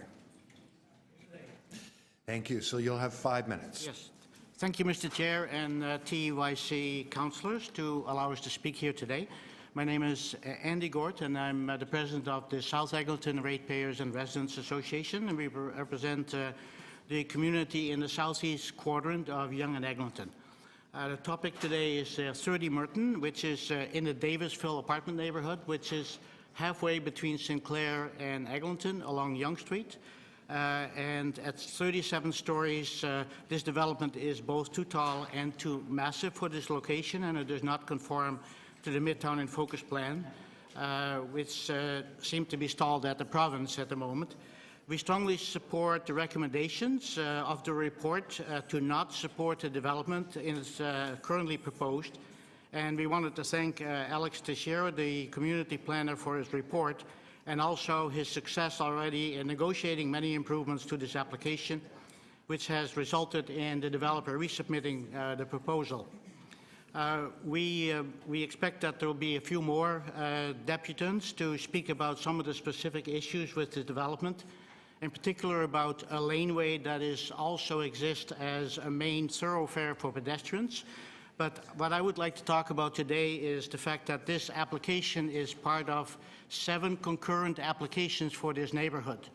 The developers seem to have shifted their attention from Yonge and Eglinton into the Davisville area. So we have 5 of those 7 today are at the LPAT under the old OMB process. And we're concerned about the cumulative impact of these 7 developments, and we know there's more applications to come. We have done a scan of the area in terms of what other locations might warrant applications, and we've come up with 16 additional locations that possibly we could see as developments being proposed. And I'm sure not all of those would ever come, but we expect a good number to still follow. This is the 4th development that is now at the TEYCC with a request for directions report. And there is always has been an established tradition to view the developments as a standalone affair, a site-specific application, which doesn't always receive the commentary about the cumulative impact of this and other developments in a broader community from a holistic point of view. So that's a little bit what I'm here today about, to talk about the greater impact to this particular neighborhood, and especially about the elements that are required to ensure a kind of a complete community, such as parks, public realms, local stores, community services, schools. For instance, there's a shortage in Yonge and Eglinton already of 500 pupils that don't have a spot in local schools, daycares, social services, access to transit. If these 7 applications were to proceed, we are looking at a growth from 9,000 to 15,000 people in about 5 or 6 years, and this would become very similar to the St. Jamestown neighborhood. That's about the same size, and we would be looking at about 70,000 people per square kilometer. This area is same size, about 0.25 of a kilometer, square kilometer. So that would be about the size of something like Port Hope. And in this area right now, there is no park anywhere. There's no playground. There's only a few benches. So basically, there is very little services in this area, and the list goes on. We are very thankful for the foresight of both the planning department, the city councillor, that we have an upcoming rec center, a community center, so that at least takes some of the pressure off. What we basically wanted to ask is that this community, this request for community for directions report includes language about the cumulative impact of all these developments, because this is a very important statement that starts off the LPAT discussion. So we're really keen on having that in this report. So that's what we're hoping, is that there will be an amendment to this report to include that, and that you will be in favor of voting for it. Thank you. Thank you very much. Are there any questions of Andy? No? Thanks for your time today. Next, Michael Black. Hi, Michael. Long time no see.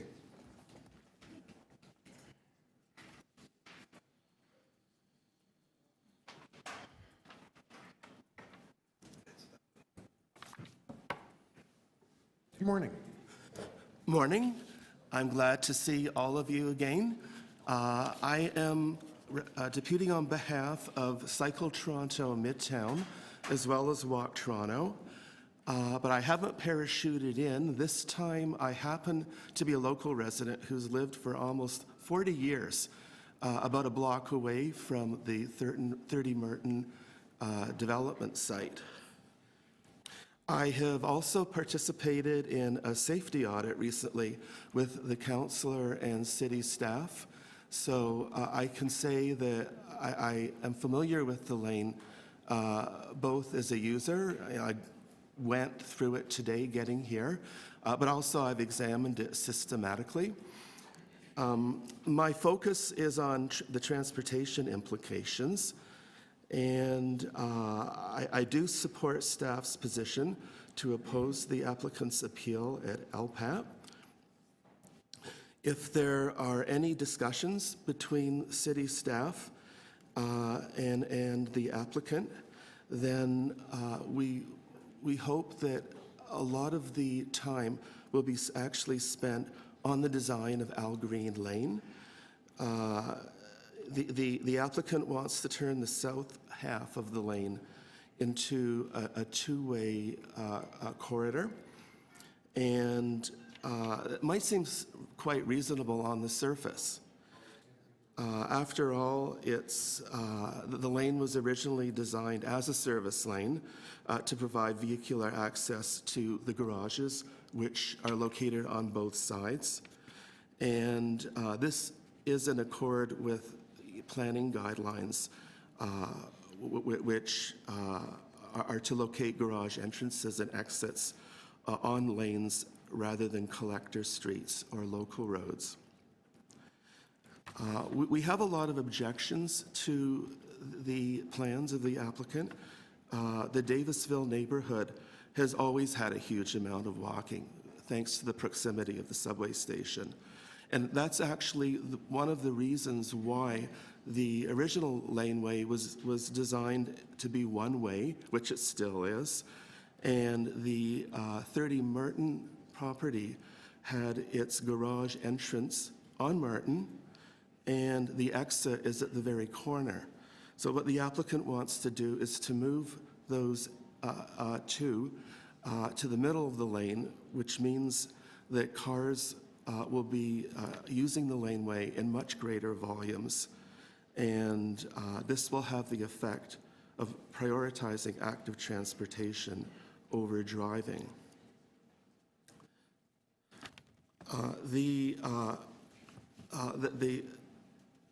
There's been a lot of recent changes in the neighborhood, including almost a doubling of the population compared to when the laneway was originally built.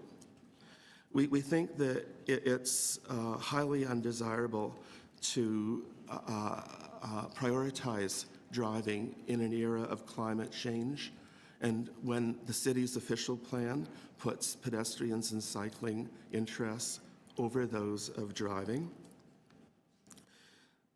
We see the creation of a two-way lane creating a lot of problems. First of all, the increase in motor vehicle traffic will negate the benefits of the applicant's offer to widen the lane by 71 centimeters. It will lengthen the distance that vehicles travel on the lane when they're going to 30 Merton. Vehicular movements will be much more complex and unpredictable on a two-way laneway, increasing the risk of collision for all users. People say, well, why can't you use Yonge Street? Well, there's no bike lanes on Yonge. It's dangerous, and the road classification system is auto-centric. What we want to get done is to recognize the active transportation travel patterns within the neighborhood. It's not a fluke that there are high volumes of walking and cycling on the laneway. We don't have anything like High Park, which is a huge body of green space. Instead, we have fought hard. Michael, can I ask you for your final thought? You're at your time. Yeah, I'm getting there. We have fought hard to improve access to Mount Pleasant Cemetery, which is the main body of green space in the neighborhood. Okay, Lots thank you very of the much. I'm lane. going to ask you to stop there. I'm going to ask you to stop there. Okay? One more sentence? No, I'm sorry. Okay. Thanks very much. Are there? Seeing none? Yvonne Choi. Yvonne? Hello, come on up.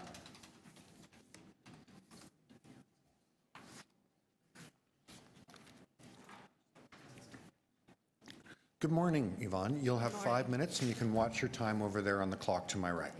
Great, thank you. Good morning. My name's Yvonne Choi. I'm with the Toronto Lands Corporation. So the Toronto Lands Corporation is a subsidiary of the Toronto District School Board. We're responsible for all land use planning matters on behalf of the school board. So we provided a letter. It's item TE 6.15.1. I won't reiterate that letter. I think our letter provides a summary of our position, but I did want to highlight a few things. The first is that there is insufficient school capacity at the local schools. So it's our position, and in accordance with, it's our position that this development should not be approved until a solution has been determined to accommodate these students in I apologize, sorry, I'm a little flustered. I wasn't planning to come to this meeting, but here I am.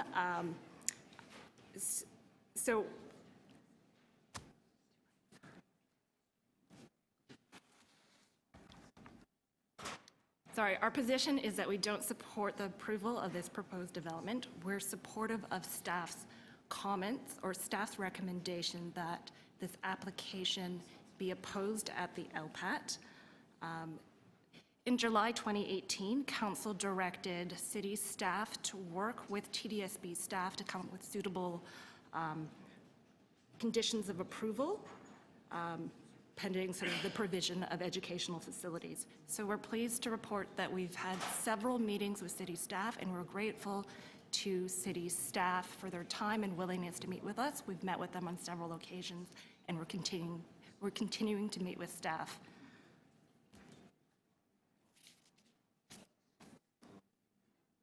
So we ask that Council, similar to the resolutions that were passed for 22 Beloyal and 265 Beloyal, request that the LPAT consider the cumulative impact of development in the area, particularly related to schools. That's it. So our letter is quite comprehensive, so I didn't want to reiterate all the points in it. Thank you. We appreciate it. Are there any questions for the deputant? No? Seeing none, thank you, Yvonne. Jim Jerns. Good morning, Jim.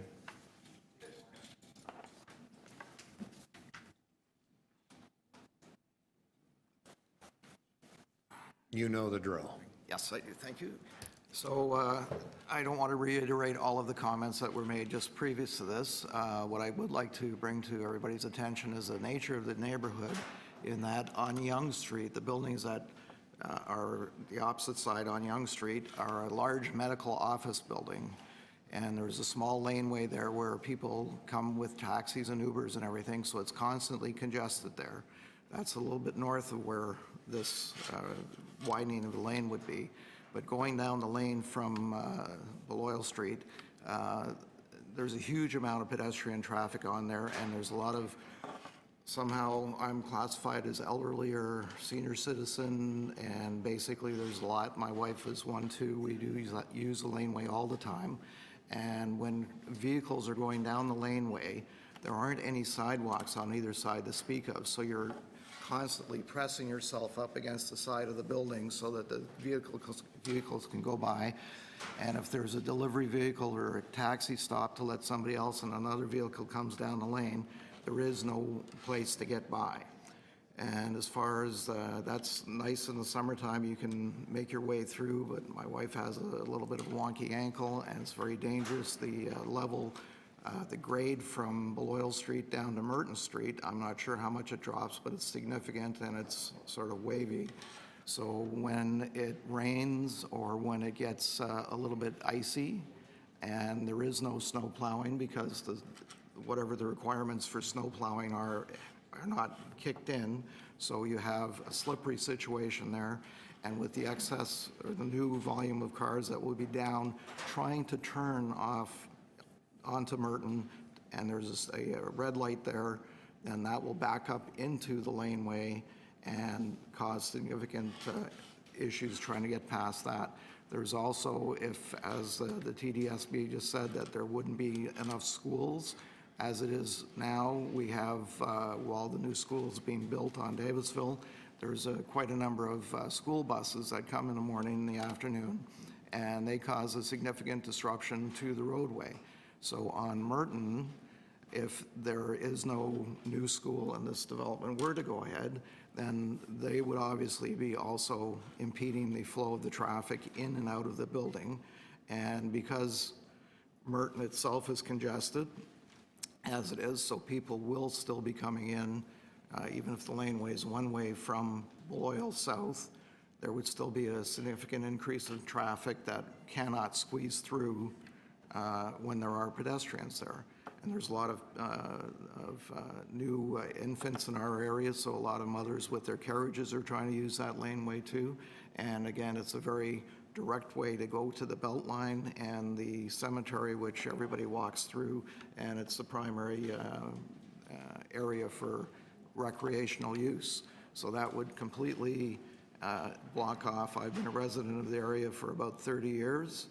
I grew up in the area, and it's changed significantly, and the increase in traffic just trying to get out of Bloor Street onto Yonge Street and from Yonge Street into Bloor to turn south onto that laneway or into and out of Merton Street there, it's just already at rush hour, it's impossible.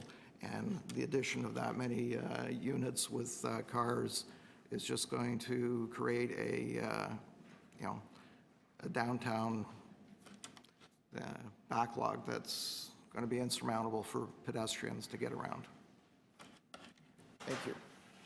Thank you. Any questions for the deputy? Seeing none, thank you very much for your time. Are there any other members of the public who would like to make a deputation to us on this issue? I don't see any. Are there any questions of staff? No? Councillor Matlow. I'm moving the staff recommendation along with a couple of motions that I have to contribute to it. So I'll begin with, I'll lead into explaining the intent of the additional motions. So to begin with, I want to begin by thanking our city staff for their report and explain to my colleagues that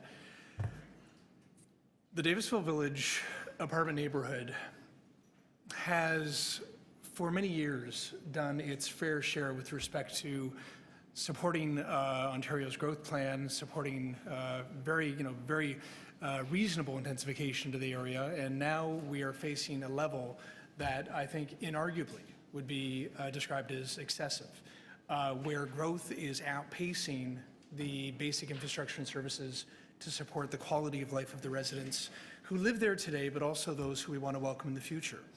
The reason that I move the initial motion to look at the cumulative effects is that, and I'm doing this, by the way, on every single one of these applications that lead to the LPAT.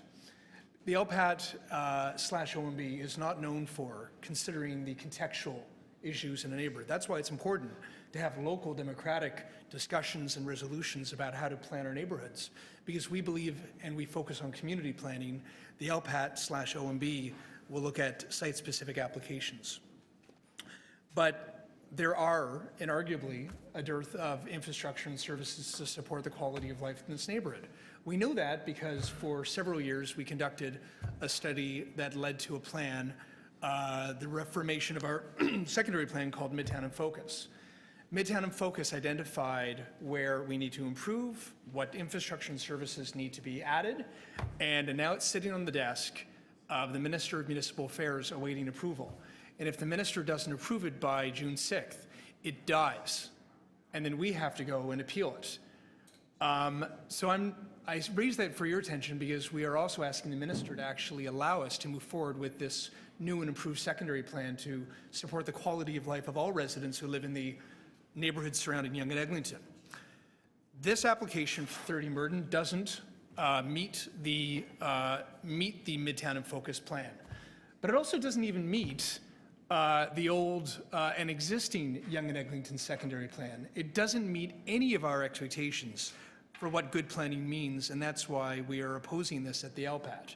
But I think it's critically important that while we oppose this specific site, we also consider the cumulative effects of this site along with the other sites as far as how it impacts infrastructure, how it impacts schools. Let me give you an example.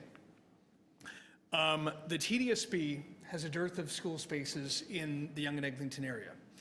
In the past few years, they've already had to move all of the 6th grade classes out of all the elementary schools and put them into the middle school at Hodgson.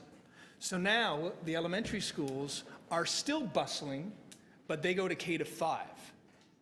At Hodgson, the middle school, it's already meeting capacity, and now they're having to consider building an addition onto Hodgson. The TDSB doesn't know where they're going to be adding spaces to meet the basic expectations of parents who are looking for a place to put their kid into school nearby their home. That's not good planning, and that's unacceptable. We can also look at park space, and we can look at water and other needs as well. I just wanted to conclude by also talking about the lane for a moment. Al Green Lane is a lane, but it's also even busier than Yonge Street. It's where cars and service vehicles go, but it's also a place where you will see bicyclists, parents pushing strollers, walkers who use it as a mid-block connection. And we are already, I already initiated a working group process through staff to make sure that all parties are at the table to discuss how to aesthetically beautify it, but also make it safer, more pedestrian, bicyclists, safer for everybody. And that's going to be a goal no matter what happens, and that's why we also need to take a look at where the entrance and exit of the garage is going to be. Ultimately, we are, and you'll see this in the report, working towards a yes to the right development proposal, but we are intending on fighting the wrong development proposal to the bitter end. I want to acknowledge Michael Black for taking me for a walk along Al Green Laneway and making sure that I personally understood the challenges there and the improvements that we need to make. And I want to thank staff for joining us. And I want to thank Andy Gort and Sarah for their leadership at persistently harassing us in the best possible way to ensure that the needs of the apartment neighborhood in Davisville are never ignored and that we continue to focus on the improved quality of life of everyone who lives there today and in the future. Thank you very much. Thank you. Are there any questions of the mover? Are there any deputations? Seeing none. All those in favor? Opposed? That carries. Moving right along. Okay, that takes us to 6.16, refusal of a curbside cafe permit application located at 1248 St. Clair Avenue West. Are there any members of the public who wish to make a deputation on this item? Seeing none. Gotta keep all my paperwork straight here. Councillor Bailão. Yeah. Thank you. I would like to move the alternate recommendations. This is actually a front yard parking in my new area, and the The reason why is in front of us is actually because of one vote. This meets all the requisites. It wouldn't be here if one more neighbor would have voted, and that's the only reason why it's here, is because it got 50% were in support, and the bylaw says that they needed 51%. So given that, I ask for your support, given that it actually meets all the conditions of the bylaw, and the only reason why it's here is because of the 1%. And we all know the difficulties that we have with the ballots when they go out, and polls that exist. So I ask for your support for this resident. Any questions of the mover? Anyone else to speak? Seeing none, all those in favor of the councillor's motion, opposed, that carries. Thank you. Item 6.17, construction of a wooden structure within the licensed Boulevard Cafe area located at 968 Bathurst Street, Fallis Avenue flankage. Notice of pending report. Did we get that one? No, so it's Councillor Layton. Councillor Layton is moving that this item be withdrawn from the agenda. All those in favor, opposed, carried. Item TE 6.18, refusal of an application for a Boulevard Cafe permit located at 356 College Street, Brunswick Avenue flankage. Are there any members of the public who wish to make a deputation on this item? Seeing none, any questions of staff? If I could. Yeah? In an effort not to defer this item again, my staff are currently typing up some revised recommendations, and they will be with the clerk momentarily. So if I could, okay, we'll hold this indulge one the down. committee and give me 10 minutes. We'll hold this one down. All right. That takes us to 19. 6.19, refusal of a Boulevard Cafe permit application located at 744 St. Clair Avenue West. We have two deputants. And if it can be considered with 55 Oh, as well. and we're going to consider it together with item 6.55. I'll just read the title of that. One second.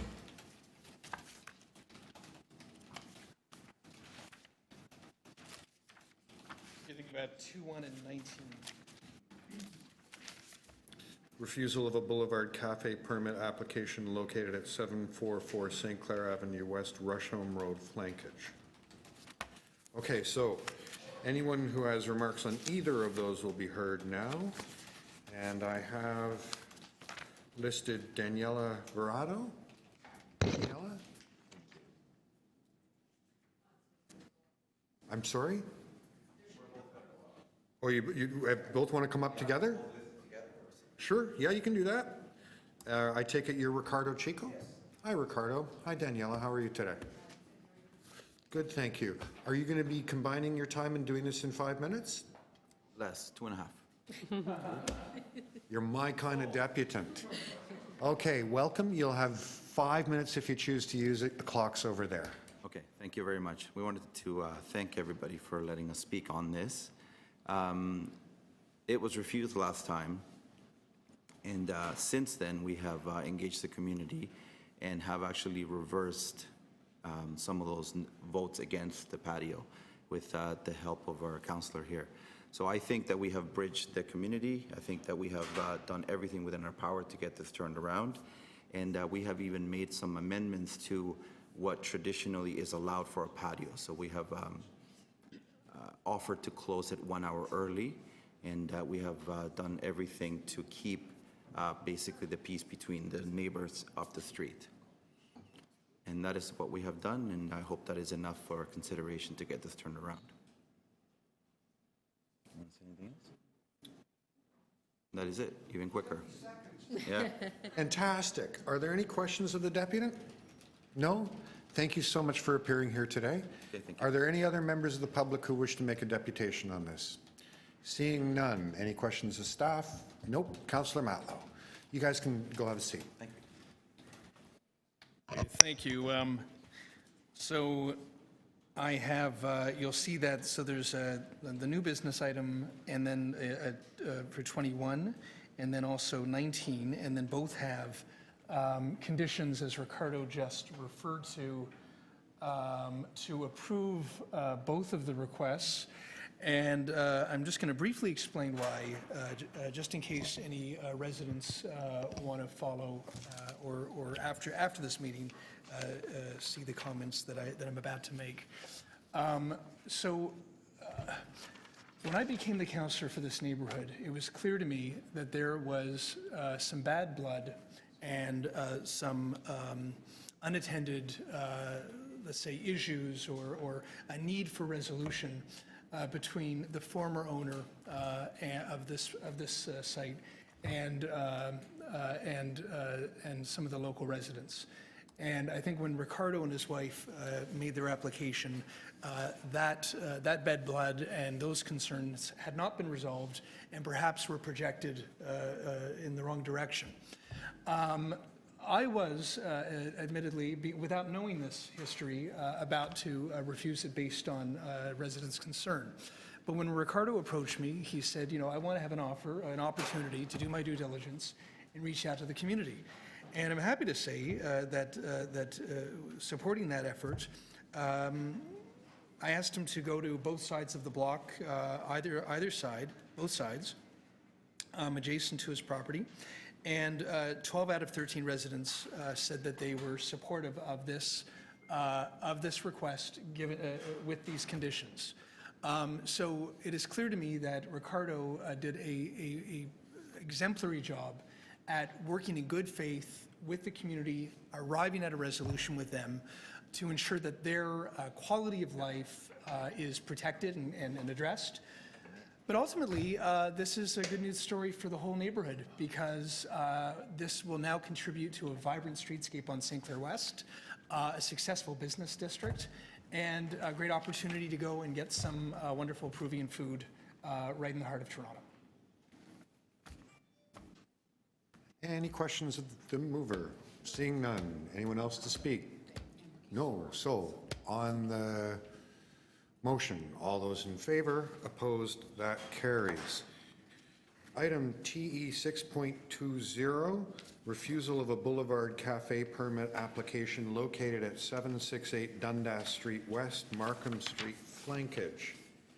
Are there any members of the public who wish to make a deputation on this item? Seeing none, are there any questions of staff? No. Councillor Layton. Councillor Layton.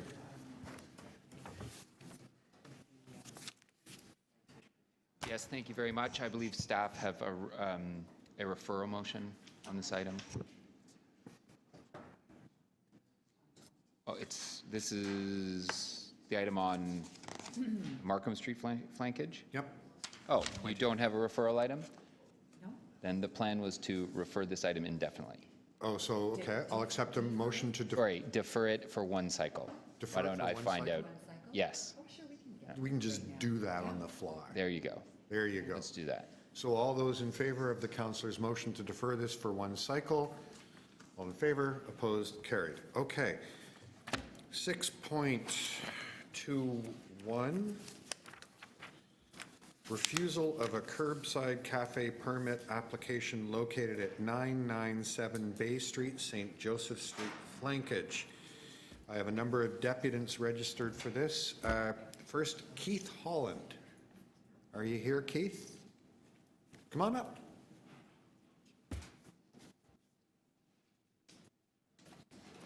So just take a seat. So I will, though. Okay, you're quite welcome to. There's a clock to my right. You have 5 minutes. Make yourself comfortable and tell us what you'd like us to know. Okay. Well, I'm not going to bore you with everything I said at the last meeting about what we've been subjected to over the last 2.5 years or so. I just would like to point out that since I was last here, we have at least weekly been treated to the audio of RuPaul's Drag Race. And this Sunday night, the heavy beat went on till after midnight. I called 311, which I've been advised to do by municipal licensing standards. to find out that they had an unduly heavy load at that time and I couldn't get through. So I didn't call back. The noise stopped probably by 12:15, 12:10. In retrospect, I'm sorry I didn't call 311 again, even though the noise had stopped, just to sort of have it recorded that I'd made the complaint. So basically, our feeling is if this is not refused, we have absolutely no faith or confidence that the runners of the establishment will take into account how they've been disturbing us or run it fairly. So we're supporting a refusal. That's about all I have to say. Thank you very much. Are there any questions? No? Thank you for coming today. Thank you. Next, Lars Leica Iverson. Lars? No? Julia Monakova?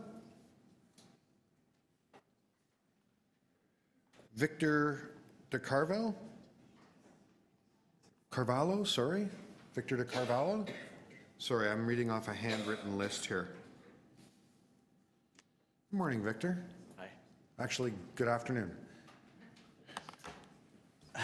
Just 1 sec, just going to bring this up. Go ahead. All right. Good morning, good afternoon. My name is Victor de Carvalho. I'm one of the owners of Striker Sports Bar. Striker Sports Bar is Canada's first LGBTQ sports bar that it's all-inclusive for everyone. We provide a safe space for everyone to come and cheer on our local professional and amateur sports teams. I know there was a poll sent out for this Boulevard patio, which I haven't received any results or know much of it, but I do know that one of the concern was to noise.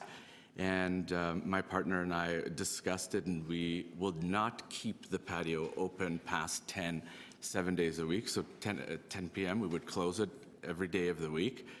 As well, I think it's worthy to note that, our business is in the downtown Toronto. I mean, of course, it's in the core of a major international city. Typically, the suburbs are a lot more quieter. And I mean, we're not that type of rowdy bar. So, the patio is meant to help us with visibility because we're back set from the street. And without exaggeration, I've had hundreds of people say, oh, I walked right by you. Oh, I couldn't find you. And it's a matter of three or four tables of 2. So it's very, very small, but at least it will give us the visibility that we've been lacking all this time. Also wanted to say that, like, similar to the City of Toronto with its coordinated street furniture program, we see our patio in a similar light. The street furniture program aims to strengthen and celebrate and ultimately elevate the quality of our public spaces. Our patio will elevate and create a more inviting streetscape of St. Joseph Street with the addition of furniture and greenery, not unlike our neighbors down the street at the Wixton Social. The Wixton Social is not 80 meters east of Striker in the same block and has a boulevard patio just like the one we would like to have. So I don't see how it's fair to allow one business in the same block to have a patio and not the other. The patio will help us ensure that we stay in the long term operating by providing much needed visibility, as I mentioned. And that's about it. That's all I wanted to say. Thank you. Are there any questions of the deputy? Seeing none, thanks very much for your time. Next, I have listed David Bockler. Good morning, David, or good afternoon. Good afternoon, Mr. Chairman. Good afternoon, councillors.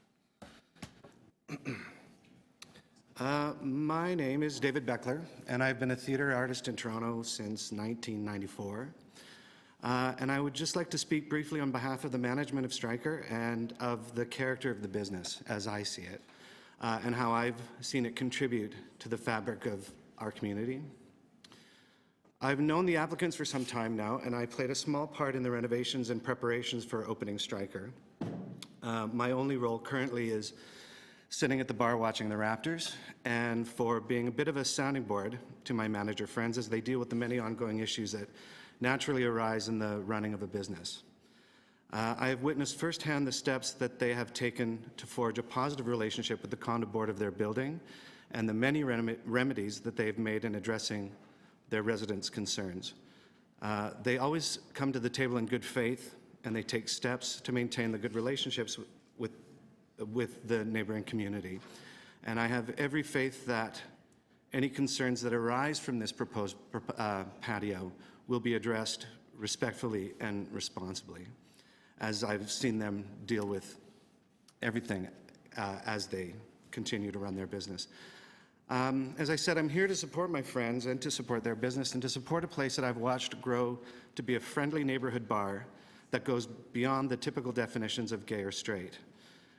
Early on, they had a relationship with You Can Play, which is an organization dedicated to encouraging the LGBT community to get involved in sports in a public way. And I think it's that inclusivity that has shaped the character of Stryker as a business: open, honest, inclusive, and welcoming. The atmosphere is always friendly, and I've witnessed Stryker begin to grow into an important gathering place for the local community, both for residents and for members of the larger LGBT community. And I think we all are aware of the challenges that a bar or restaurant in Toronto have during the summer when they don't have an outdoor space. Business slows, and it gets difficult to maintain your profit margin. And as we also know, it's a very seasonal business as well. So I'm just here to advocate for my friends, understanding that they will be responsible in any issues that arise. And I just want their business to succeed because I think they are contributing to a community in a positive way. Thank you very much. Thank you. Are there any questions? No? Thank you for your time. Bianca Beauchemin.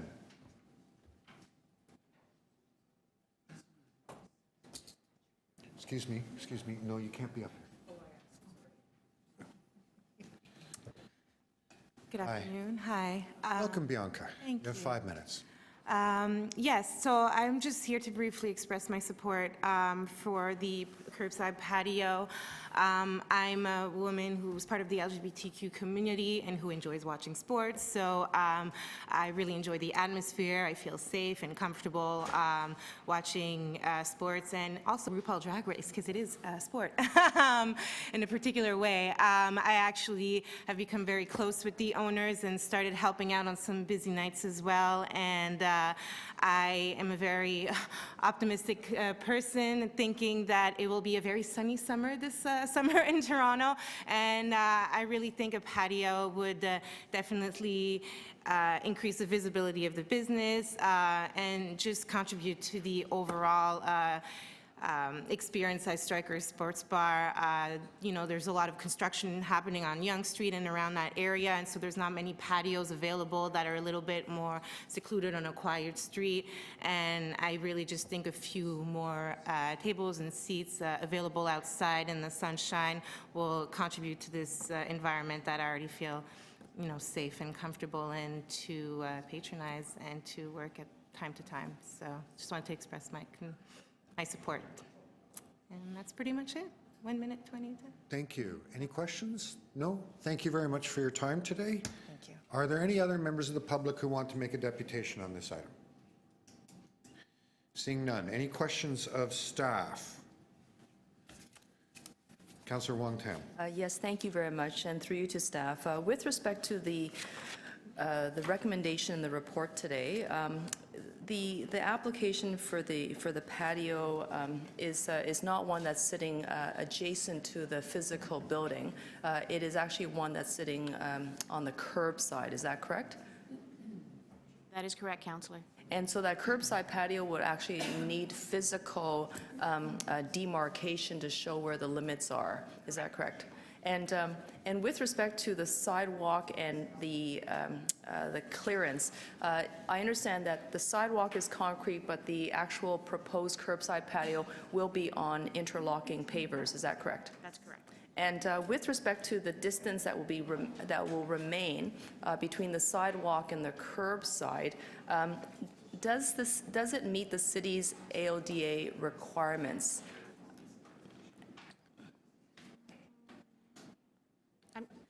Sorry, I'm just checking the report here, Councillor. Yeah, and what I'm looking for is the most narrow portion.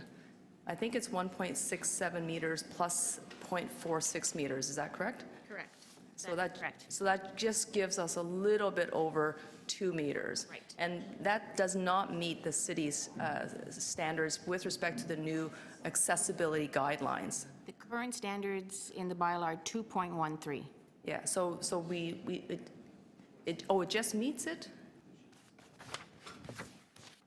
Yes, I think it just does meet that. Okay, so that's very helpful, thank you. With respect to the capacity of this proposed curbside patio, how many patrons will be able to sit there to enjoy their beverages, but also to watch a sports game? 4 patrons? So we're really talking about 4 chairs and... With a couple of chairs. Okay, and if they choose not to have tables, is it possible for them to sort of set up a bar environment Not that in this- allows, what's that? Not in this current bylaw, no. Not in this current bylaw, so it has to be two tables and the 4 chairs, or 1 table and 4 chairs. Correct. But it cannot exceed a capacity of 4 individuals. That's correct. And will the individuals be able to watch the sporting games and enjoy RuPaul's Drag Race? Because who doesn't like that? I know I'm a big fan. Bianca, I'm with you there. How will they be able to see the television screens and hear what's inside the bar and restaurant?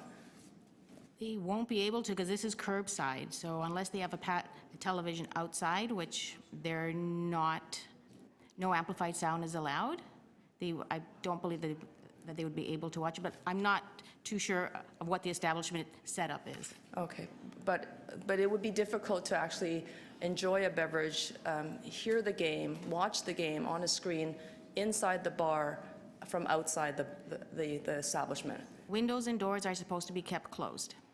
So there's there to be no sound emanating outside. Yeah. So the server of the establishment will have to carry the food and alcohol across the sidewalk, place the food and alcohol on the tables, and then obviously go back inside. That is correct. Okay. And the reason for the refusal today is that the application before us does not meet the criteria, and that there's no provision for this type of curbside patio in this urban setting. Correct. In this current bylaw, there's no provisions for a curbside patio. Okay. And do we have, I see that there's a letter of opposition from the Bay Clover Hill Community Association. Is that part of the official public record? Yes, it is. Okay. And so they have spoken to their membership, and their membership is saying that this is not, the way the patio is structured now on the curbside is not supportable. Correct. Okay. And the rationale, I believe, contained in the letter is that the majority of the respondents to their survey did not support the patio in front of the bar. And that is correct. Is that correct, I should say? Sorry. Yes, Councillor, that is Okay. Thank you very much. Actually, sorry, my apologies. One more question, and I'll leave it at that. With respect to the results of the survey, I recognize that it didn't get the minimum response rate. However, for all those the majority of those who did submit their response, were the majority of the residents who did respond to the survey in favor or in opposition of the patio? They were in opposition. Okay, thank you very much. Thank you. Okay, thank you. Okay. Any questions? No? On the item, all in favor? Sorry, on the motion? I've got a question for the mover. Oh, a question for the mover. Allow me to move it first. Thank you very much. I'd like to move the recommendations in the staff report. I recognize that there's always the desire for establishments to be seen, and we all want that. Having owned and operated about 5 small businesses, I know that the window displays are very important. Whether or not someone can actually see my establishment so that they can be enticed to perhaps walk in and patronize the establishment is always desirable. I think the challenge for the application before us, quite honestly, is that the purpose of the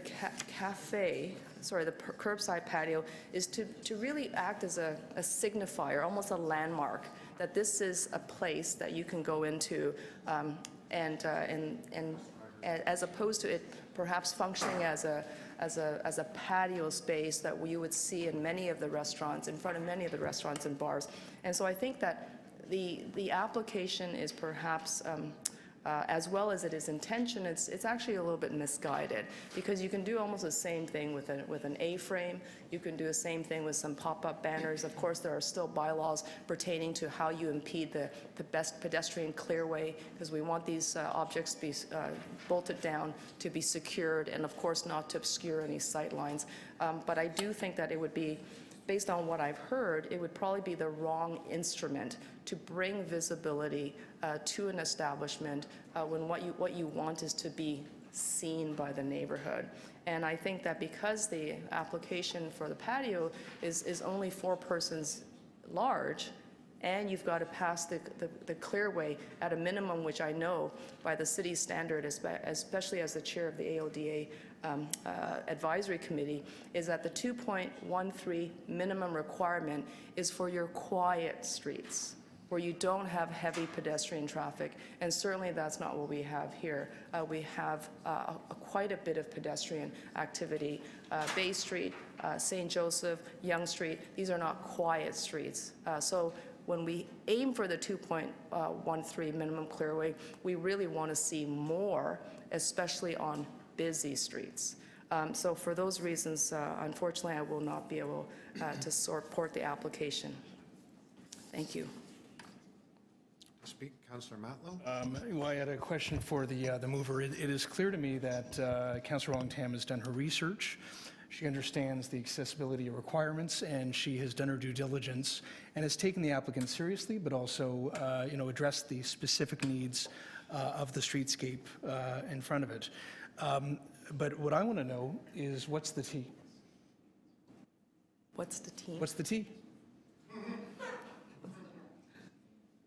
I'll pause. What? It's a RuPaul Drag Race reference. Oh. Okay. Yeah. So let that go by. Well, and yeah. quickly. Thank you very much, Councillor Matlow. You're welcome. Anyone else?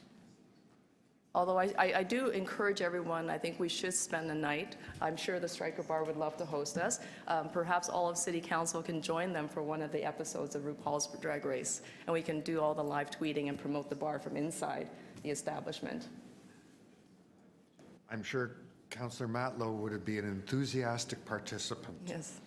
Okay. I don't have cable myself, so. I look forward to, if any of you would like me to give you further explanation, I'd be happy to spend some time with you offline. There we go. So on the staff recommendation, which is to deny, all those in favor? Opposed? That carries. Okay. Members, we have a decision to make. We've got 10 items and about 6 deputants left. We could either move to extend and try to get it all done. I have a meeting at 1 o'clock, or we'll break at 12:30 as we normally would. I would suggest we break. You have meetings over lunch? Okay. So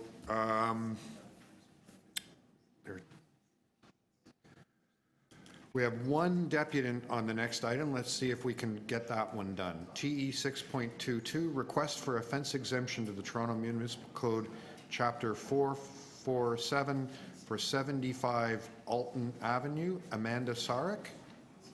Amanda, are you here? No? So this is Ward 14. That would be me, Councillor Fletcher. although that used to be you. I know, I get so confused. He's having a crisis of Identity. identity. I'm going to move the, I'm sorry, it's going to be to grant the application for offense exemption. That'd be number 2. Okay. Any questions of the mover? Sorry. Any questions of the mover? Anyone else to speak? No. On the motion, all those in favor, opposed, carried. So I note that on the next item, there are 2 deputants, so we won't have time to do that. Maybe what we can do very quickly to tidy a few things up, we had 3 pieces of new business introduced. I'm going to call item TE 6.63, residential demolition application 33 Sudan Avenue, application number 114863DEM. Councillor Matlow. I move the content of my letter.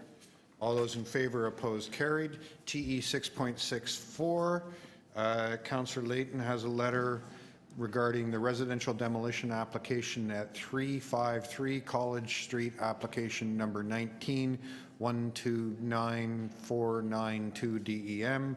I'm going to move the contents of his letter. All those in favor, opposed, carried.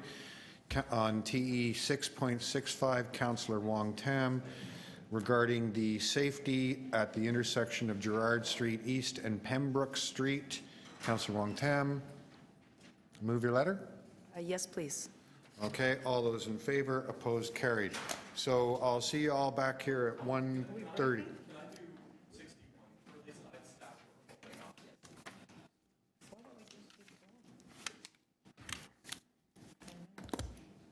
I don't have 61 in front.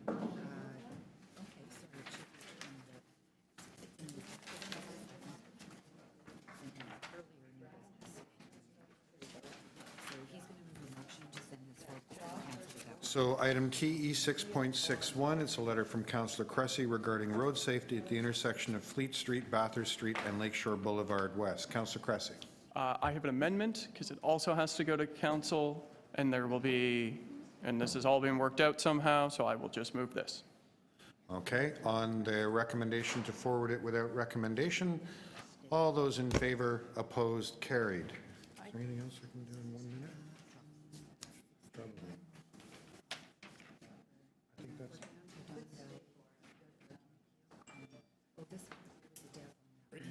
on that one? Okay, so I'm going to... Stay? No, I'm recessing till... Why? Because I'm the chair. I'm recessing till 1:30.